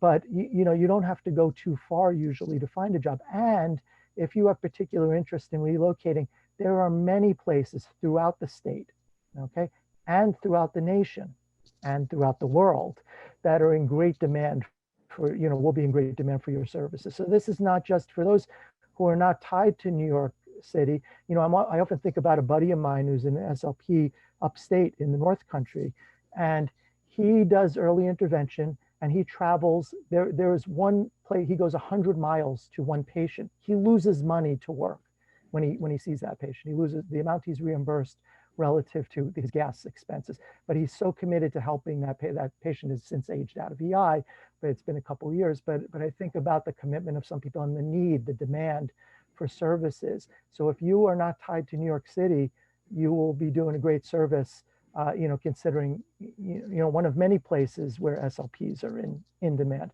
But certainly if you're willing to stay or wish to stay, there are plenty of jobs right in your backyard. Yeah, I just recently connected with a colleague of mine who we worked together in a hospital in Brooklyn, and we had lost touch, but she had left the hospital. She was down in Atlanta working. She was out in California working. She was in Germany working, and now she's come back to New York. So pretty amazing path, to watch her continue to develop her skill set. I want her to come back to Brooklyn and join our faculty as an adjunct, because now she has this broad, this really broad cultural experiences, as well as her clinical experiences. But certainly, as Dr. Bergen said, lots of opportunity. Great. So I think about this why Brooklyn College slide, and I guess I could say because of everything we said for the past hour, right? Really, I think we've told you a lot about the program. We've given you lots of information to ponder. I wondered, is there anything else that we didn't kind of hit on that might be important to share? And there's a couple of thoughts. So Dr. Bergen shared with me today that BC was ranked as #1 for diverse campuses. And that's pretty awesome, right? So that's pretty telling. Another really important fact, and I think I lowballed this number, is that at least a third of our current graduate students have received some level of scholarship funding. We are unbelievably, it's probably more than half, yeah. We are unbelievably, I think about it, we are so fortunate in that within the program specific to the master's degree in speech language pathology, we have multiple scholarship opportunities that are just for our students. You saw the picture of Diana Rogovin Davidow. She happens to be one benefactor. We have multiple scholarships, and they've really helped support our students. So that's really lovely. We also have, whether you're thinking about Brooklyn College or elsewhere in New York, the DOE, the Department of Education, has a scholarship program for master's level speech language pathology students, where the DOE will, they cover the full cost of tuition in exchange for give back years, and the DOE places the student when they graduate in a school of need. So in an area where there's need for a speech language pathologist. Typically we have at least a few students who are in that program, and that's been for some students the way to be able to finance their graduate education. So being able to have those financial supports and opportunities, I think it has been really amazing. I think especially now with the early intervention program, the clinical learning opportunities from birth through geriatrics, you know, the affiliations, the exposures that students have both on campus and off campus certainly puts us on the top of the heap. And then the fact that almost all of our graduates have secured positions very soon after graduation. And I say within weeks because, as Dr. Bergen said, we collect that data. And we actually collect the data as students are graduating. So they report to us. It's not uncommon for students to have positions lined up before they graduate, because then they say, where's my paperwork? Where's my paperwork? I'm ready to start working. The students have found continued success. Even the cohort that just graduated in September. I would say that, quite a significant number of them are working, and that aligns with the national numbers. But you can see the exact numbers of students that have graduated on time, that, as Dr. Bergen said, have passed their national exam, and that have secured employment.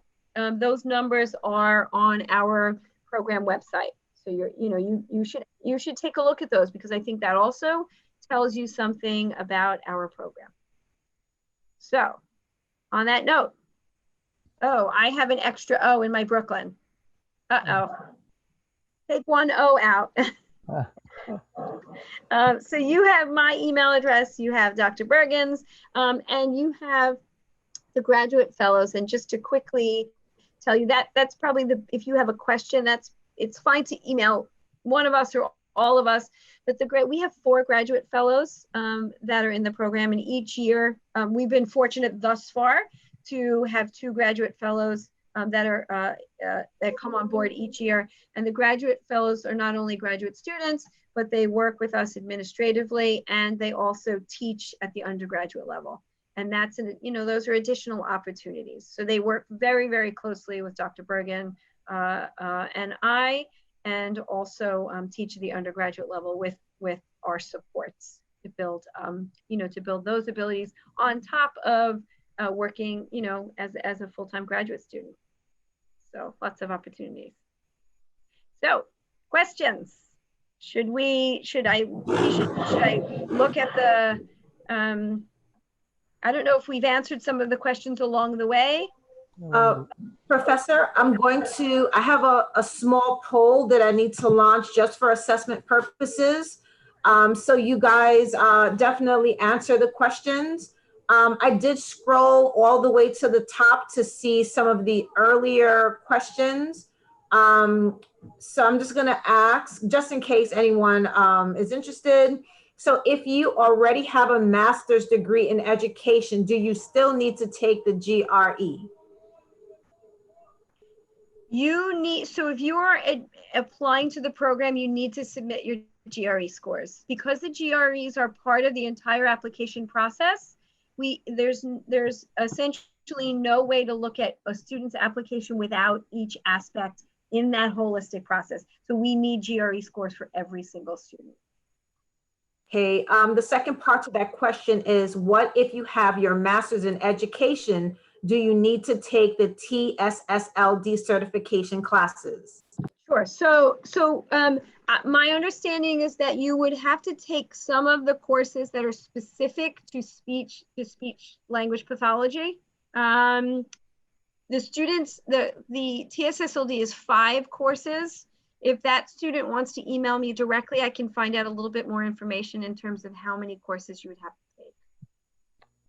I have a question. Wait, I'm sorry. I just wanted to interject because I was the one that asked the question. Sure. So my undergrad is in speech pathology. I already have a master's in education, so I just wanted to know, do I have to take the TSLD courses? So to work in the school setting as a speech language pathologist, you have to have your TSSLD. The question would be, so for our education officer, the question would be, does the coursework you've already taken fulfill those requirements? So that would be like a question specific to you. I'm sure it does. Yeah, I'm not 100% certain. So it's certainly something I can inquire about for you if you'd like to email me. Okay, perfect. Thank you. Sure. Sean had a question that was, what's the praxis pass rate? I think in recent years, it's been 100%. You know, that data is up on our site. If it's not 100%, it's been pretty darn close, but I think we have several years in a row of I think 100% so. pass rate. That is within a year. Yeah, I think it's within a period of time, within a year of graduation, they have to report it. Let's see if there's anything else. Yes, There was a I have question something. about the breakdown of the GRE scores in the different sections. Multiple people asked that question. Yeah, I think, you know, is that okay if I answer, or do you want No, to go ahead. field that? So we have a pretty holistic approach to admissions, and I'm just, you know, but one member of the admissions committee, and I think I mentioned earlier, typically the entire faculty plays a role. And we have a group of people who, you know, review the paper applications and apply, you know, a certain amount of weight. That the process changes a little bit each year. So what we've done in the recent past isn't necessarily predictive of exactly what will be in the future, and pretty equally distributes the weight across several different factors that we had on one of those slides. So the praxis, nothing is really overweighted relative to anything else. So in other words, it's pretty forgiving if there's one area that's a little bit weaker than you might be happy with, if everything else is strong, right? So we do have students who you might, you know, worry when you hear a number like 400 applications for 35 seats.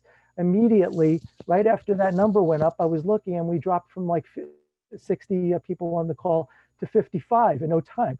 And that's unfortunate if it was related, because those may have been people who said, oh, I have a 3.2. There's no way I'm ever going to get into a program like that. Not true, because we do have students, we report that data because we scrutinize it every year. Professor Bowman and I have to sit and put together a couple 100-page report for accreditation each year.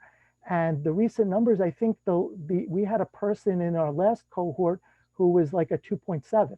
Okay, now typically it's going to be 3.0 or higher, but we had a student who had such a strong application in everything else that the 2.7 didn't drop her down.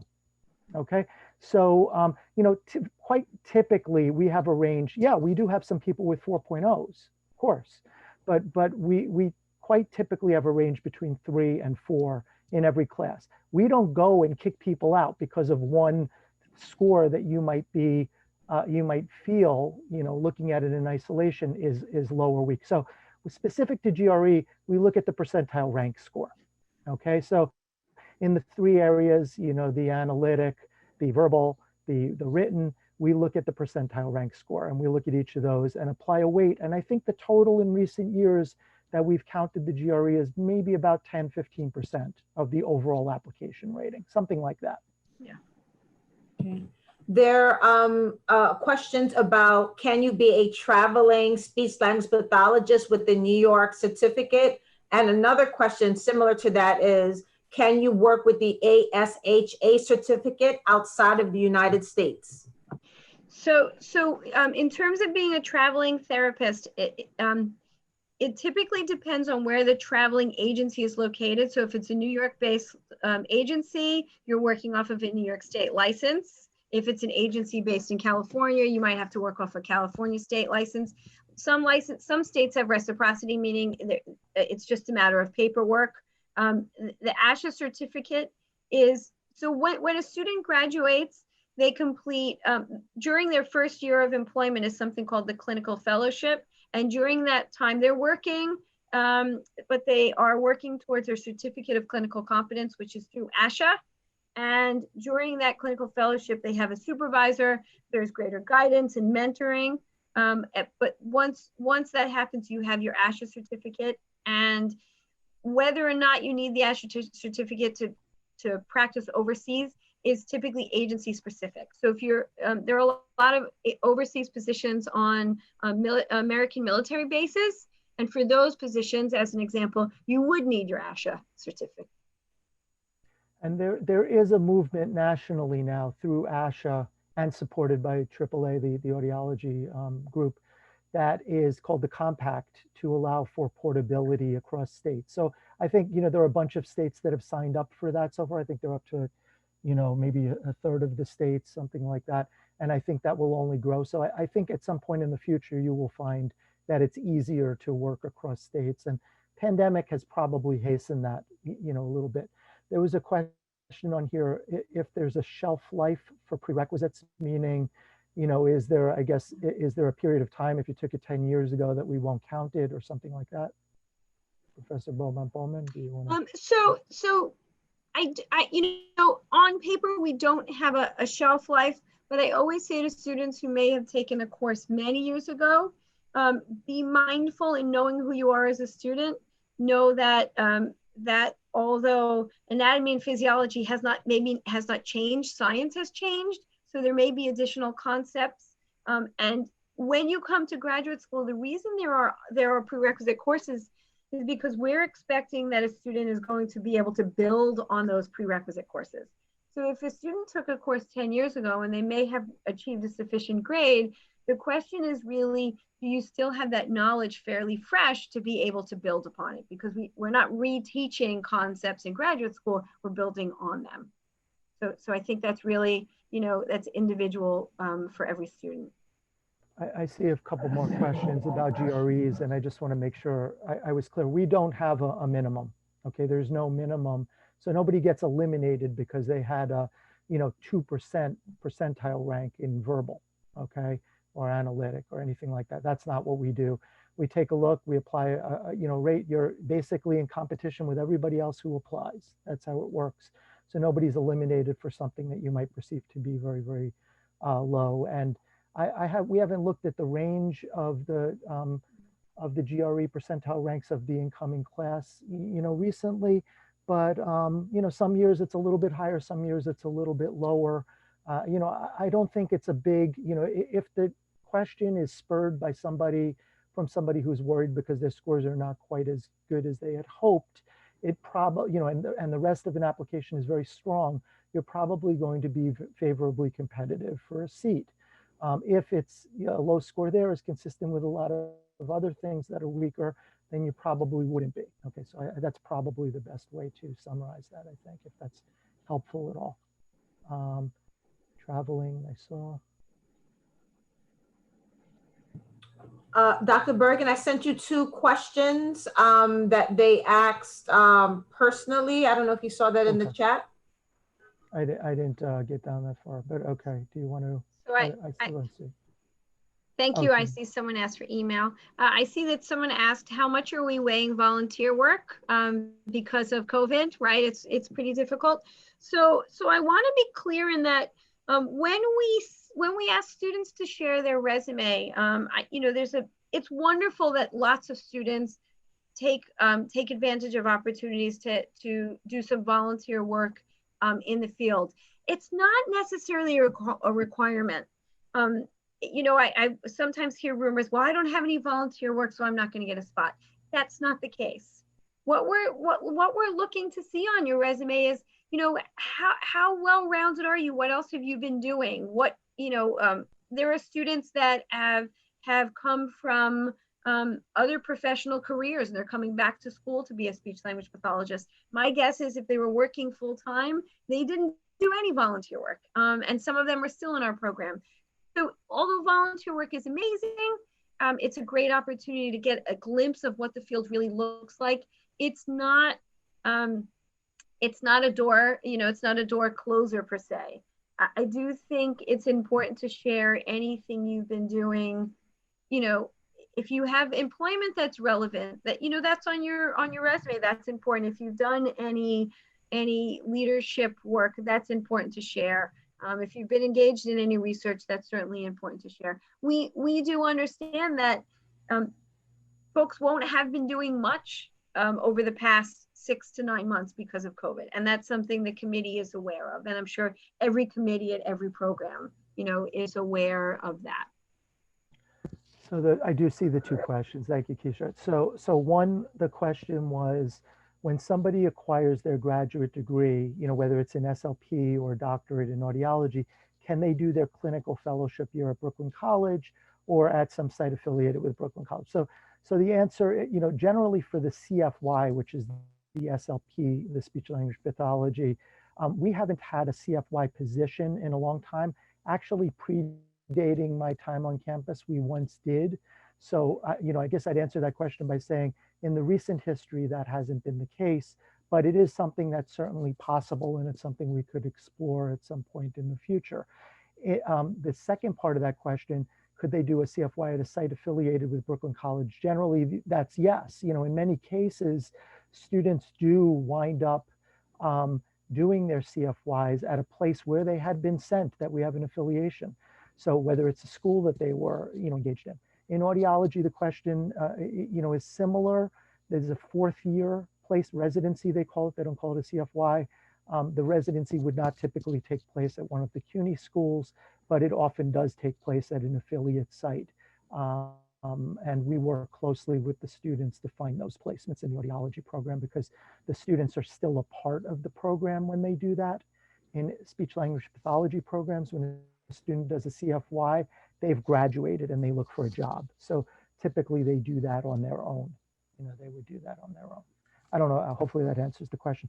The other question was, if a student applied to the program, the student has a particular opportunity to teach English as a second language. And if she applied to that program and applied to our program and got into both, and then decided to defer her opportunity to enter our program and to maybe reapply again in the future, would that reflect badly on the future application? And I see Professor Beaumont-Bowman saying no, right? And I agree that is the case. We've had students who've applied. Generally, when they reapply, they would make some explanation for why they're reapplying. If, depending upon what that explanation is, that may dictate whether or not they're a strong candidate to be accepted again. But this explanation, in other words, somebody had a fantastic, amazing opportunity, and once in a lifetime perhaps, that would only benefit them and make them more advantageous as a student and a professional. I can't imagine any admissions committee would look upon that unfavorably. So, two good questions. Thank you for those who asked those. Professor Bergen, there's a question from Tamara Jacobs. If you would like, you can unmute yourself and ask. Hi, I just had two questions. I'm sorry about that. My first question is in regards to transfer credit evaluation. So I already obtained my bachelor's from Brooklyn College with all of the CSD requirements. Currently, I work at Columbia University, so I have taken graduate credit courses in speech pathology from Columbia. So my question is, how many credits are eligible to transfer over? And if so, what is the process in regards to that? And I have another question after that, but this one first. Thank you. That's a good question. Yeah. That's a good question. So I can tell you in the past, what we have done, we have had, it's been quite a few years. I'm actually thinking of a student who it was. We've had students that have come with a request to transfer credits into the graduate program. And what typically happens is the student is asked to obviously submit their transcript and copies of the syllabus to for faculty review to determine that that the course that the student has taken somewhere else meets the requirements of our course. How many courses have you taken?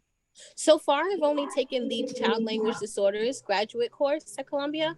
I'm planning on taking one more course next semester, but I'm taking linguistics. So I don't think that has to do with speech. So that might be something different, completely different.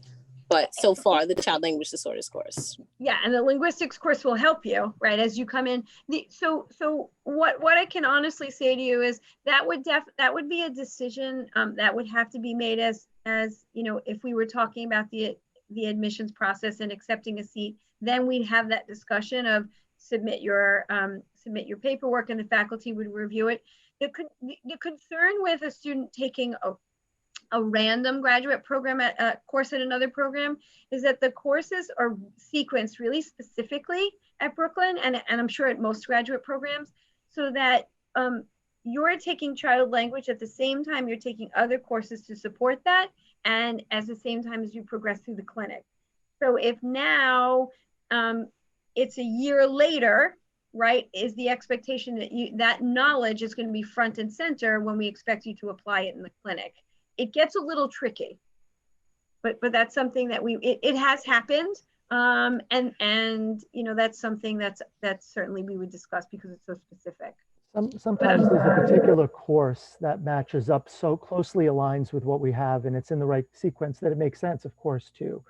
But it doesn't necessarily, and it might save the student a few hours on a Monday afternoon because they don't have to go to class, but it doesn't speed up graduation because Right. the students are essentially lockstepped. So they take, you know, all the courses as you saw in one of the early slides. So it can possibly relieve a student from, and I'm not speaking to you specifically tomorrow, but to everybody who might be in a similar situation. We've taken a class. Yeah, you know, usually if a course matches up nicely, it'll relieve you from having to take that course, but it won't necessarily speed up graduation because the courses are given in a certain sequence. You know, if that, you know, if that's part of the reason for the question. Tamara, you had another question. Yes, that's correct. My second question, for this could be for any of the faculty members. I've done a lot of research on bilingualism and dialectal differences, and specifically African American English. My question is, how do you guys approach the cultural and social economic aspect within the treatment mechanisms that you provide within your program? So that's a great question. And I'll tell you, it's an ongoing question. I think I would be lying if I told you, well, we've mastered it and we know our client base. It's a question that we're constantly asking. I think, and I don't think there's any other way to approach that, Smart. I think we're constantly looking at working with our clients holistically. So I tend to be more adult focused in my I'm an aphasia person when it comes to language. And the key component for me before students go after the specific impairments is looking at the client. So who is the client, right? So who is the client means a lot of things. What is the client's background? What is important to the client? What does the client want? As opposed to saying, here's the textbook of how language should sound and language should look. So I think it's an evolving process. I think we've done a good job embedding the aspect of stop and think about someone's culture and language in all of our courses. Again, I think it's a question that never goes away, that we can do better. We're fortunate that we have some faculty members that are multilingual and multicultural, and that has certainly helped for a faculty member like me that is only English speaking, to think about who's the client that you're working with and what are the limitations or what are the implications of what you're recommending based on socioeconomics, based on culture, based on language. So I think we're constantly evolving and learning. I don't think we've mastered it. I don't think that anyone's mastered it. It seems like it is evolving. I agree with you with that. I think that the research and evidence-based practice does help to implement that. I will say that from the research that I've seen earlier on in regards to that, it has progressed. I will say that is something that is definitely being more incorporated now. I was just curious on what you guys' take of that was. Yeah, I think it's a great question. One of the programs that one of our colleagues, who's actually an audiologist, has also started to also, because the other side of that is, how do we have students that are clients, and how do we have supervisors and speech language pathologists in the field that clients feel like they can relate to? And one of our colleagues, Dr. Totoro, had last year started a program where she brought in high school students from diverse backgrounds to get a sense of what the field is like, because we know that as a field, right, we can look at the ASHA data, as a field, we may not be as diverse as we'd like to be. So what do we do about that? So she developed a program, and it was great. She had a group of high school students from really diverse backgrounds come in. They learned about the field.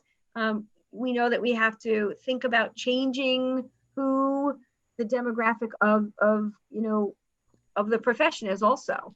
So the profession is definitely not diverse enough.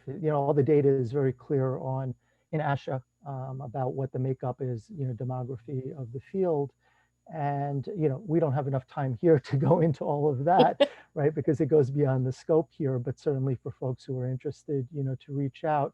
A colleague and I did have a study a few years ago to look specifically at, diversity in the field. And then we gave a, presentation on anti-racism this summer to a large group of, over 1,000 as part of a larger group of speakers on the topic. And it's such an important, topic because, who the folks who we serve, are much more diverse than the, profession is. And, the implications are evident. Why is that a problem? That's evident from some of the things we already talked about, like underserved populations in certain communities, right? And there are many reasons for it. And one of the things that Professor Beaumont-Bowman alluded to, for example, that great program that our colleague, Professor DeToro, was involved in, are just a piece of the puzzle. We need a lot of things like that because, to raise awareness of what speech language pathology and audiology is about, the importance, the way in which we value certain things historically as a profession, has to change. So there's no quick answer to that, Tamara, but I think if you wind up at Brooklyn College, you'll be in a place that's poised to help to answer those questions and to, if that's a particular passion of you, contributing towards part of that. We have folks interested in partnering with you on research, on looking further, expanding that and to being part of the solution, wherever we're failing as a profession. There were a couple other questions there. Are we okay to keep going, Keisha? I don't want to, I know we're Oh, no, no, we're okay. I'm not going anywhere, but if we need to end it, you let me know. Oh, no. I'll just talk to a wall otherwise. But there were a couple quick questions. Yeah, go ahead. I'm sorry, Keisha. Karina had a question. Yeah. Karina? Thank you. So my question is, I completed my undergrad in psych. So what would be my option to complete the prerequisites? Sure. So have you already graduated with your bachelor's? You did. Okay. So you can complete the prerequisite courses at Brooklyn College or elsewhere, right? At Brooklyn College, you come back as a post-bac student and you just take those 6 courses that are required, and then you apply. So to apply for fall 2021, you would have to, by the end of this fall now, you would have to have 5 of those courses complete. So there are 6. So on your transcript that is, that's due by February 1st, there'd have to be 5 of the 6 courses. It used to be 7. For those of you that have been around for a little bit longer, it used to be 7, but we completely redid the curriculum last year. So we're down to 6. So Karina, you could either come back to Brooklyn College as a post-bac. You have to go through the Office of Admissions, and you would take the courses as a post-bac student. So you wouldn't be doing a second degree. You would just come back for those. I think it's because 2 courses are 4 credits. I think it's 20 credits. Okay, so if you were to do it at Brooklyn College, I'm sorry. Sorry. So essentially, I would have to take those courses next fall. Sorry. Yeah. You could start. Yeah, you could start the course if you wanted to take the prerequisite courses at Brooklyn College. I'm not sure. Registration for the spring hasn't started yet. We offer the courses every semester. So spring, summer, fall, spring, summer, sometimes in the winter session, those prerequisite courses are always being offered. So I wouldn't I'm sorry. So I wouldn't be able to apply this fall 2021. Not for this fall. You need to have 5 of the 6 complete. Yeah. So I should share that of course we think the prerequisites are taught well at Brooklyn College, but you can take the prerequisite courses anywhere.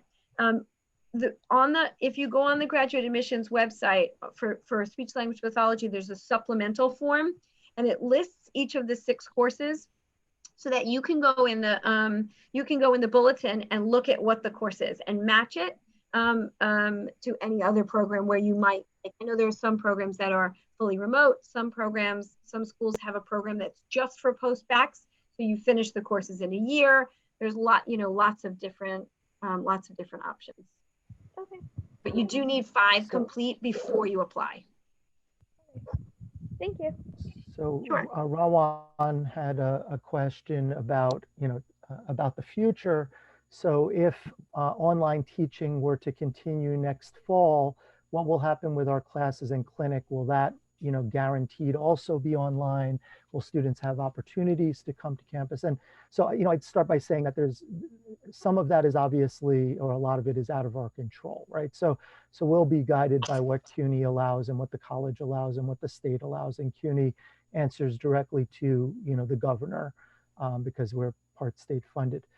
Having said that, if you wind up at Brooklyn College and there is an announcement that next fall is also online for courses, you can be sure that we will be advocating to have opportunities for clinics. So we spent a lot of time this summer and into the early fall, and we're ultimately successful with an approved plan now to allow some students and some faculty to come to campus to do exactly what you're asking, I think, Rowan.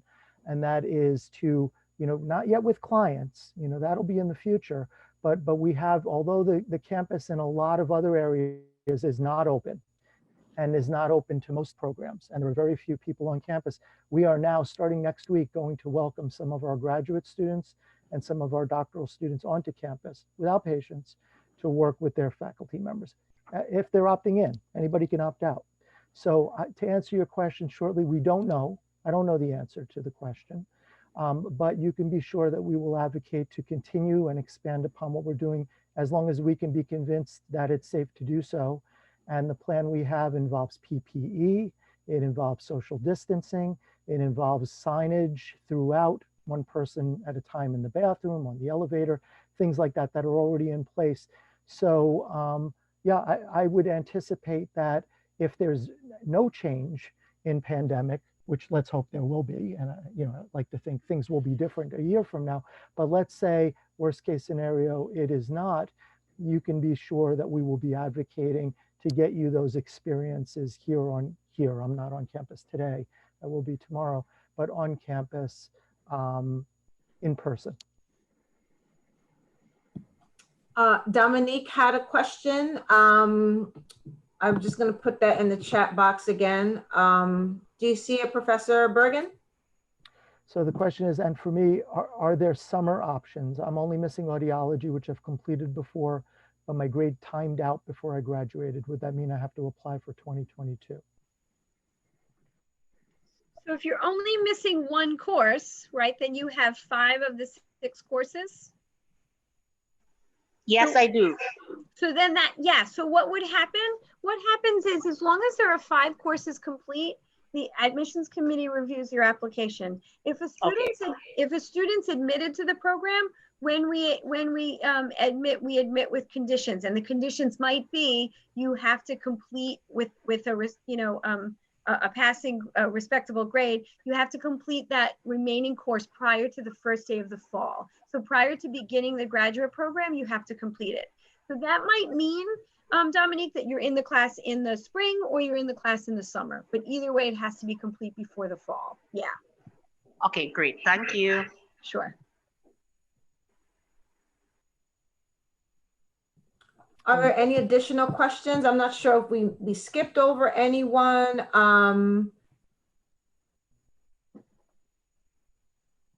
Well, Mary, do you have a question, Mary? Mary, you're muted. Can't hear you. Sorry. You're muted. Yes. There you go. How about now? That's Okay. perfect. Okay, I am Mary's sister because she was taking care of another thing in another room. But the question is, I have been with her in this process. I am a psychologist, has not to do with speech, but has somehow. Well, the question is, I have been seeing her transcript. It's very good from Brazil because she was a speech pathologist there, and she had the bachelor, and after the bachelor, we call professional area that's many other years, audiology, etc. So, question, she would like so much to do graduate here, her graduation in speech pathology. As I have seen, I think that until the transcript come here, if she could, for example, take course as a prerequisite, 3 courses now in this fall, or three credits, for example. Start with 3 credits as the prerequisite until things getting organized, so she could advance somehow. Is that this possibility, or does she has to take GRE first, TOEFL or GRE or TOEFL? So the I'm guessing that if Mary's practicing as a speech language pathologist and did all the academic work, she's done the prerequisite courses. Yes. Yeah. So graduate course, we don't allow students who are not matriculated in the graduate program to take graduate courses. Okay. And we have a deadline until February 1st to give you the transcript with the TOEFL or GRE or both. Keisha, would someone need both? Yes, for international students, should her to present the TOEFL and GRE or just GRE? TOEFL is hard to take right now. I know a lot of the centers are closed. GRE, they are allowing you to take at home. So Yes. if you do submit the GRE, we can waive the TOEFL. Okay. Oh, okay. All right. So we have to make application. I am studying with her to help her with the GRE, mainly the TOEFL I was before. Now is another option would be the GRE. To be true, I don't know which one is more difficult. But anyway, we're going to get, right? Okay, I think that is deadline February 1st to send the transcript was everything with translation and wait for the result, right? Recommendation letters and what I see that. Okay, and statement, right? Yeah. Okay. So all of that should be in before February 1st. Right. We are going to try our best. Okay. Great. Good. Thank you. And it's probably good for us to share that there's a February 1st deadline, and as Dr. Bergen said, there's a committee that reviews every quote unquote paper file or every electronic file, and then there's a committee that typically we have interviews. So students may not hear about their admission status until late, until March into April. And even later. So I caution, and I know students talk to each other. I know there's social media. As we move into the fall, I caution you to, if other students may have heard from Brooklyn or from another school, it does not necessarily mean that you won't hear, right? You'll hear either way. So just because you haven't heard right away, it may just mean in the timeline of applications being processed. Please just understand that it's a lengthy process. And in fairness to every student, we review every application with the same depth. But you can, if you're worried, if you haven't heard, you can always reach out. Yes. And besides, it's not possible for this fall, can be for the, this spring, could be for the next fall, right? There are some possibilities. We only accept, we admit for the fall semester only. No spring admit and no summer admit, only fall admit. So it's fall 2021, and then, fall 2022 would be the next round. Okay, fair is fair. Thank you so much. That is it. Thank you. Bye-bye. Thank you. Bye-bye. So if we may have missed some in the chat, and for that I apologize, but you should have our email addresses. This is recorded and will be available, so you can always find that there. And please do feel free to to reach out if there are any questions that we didn't cover in here, something that's very specific to you that you didn't feel comfortable asking here. Of course, please do. Thanks everybody for giving us your time, and Keisha, thanks so much for setting this up, and navigating and facilitating and all your help along the way. No problem. I wish you all the best. Thank you. Well, stay safe. Stay safe. Have a good night. Be well. Bye. Bye. Thank you. Goodbye. Good night. Bye. Thank you.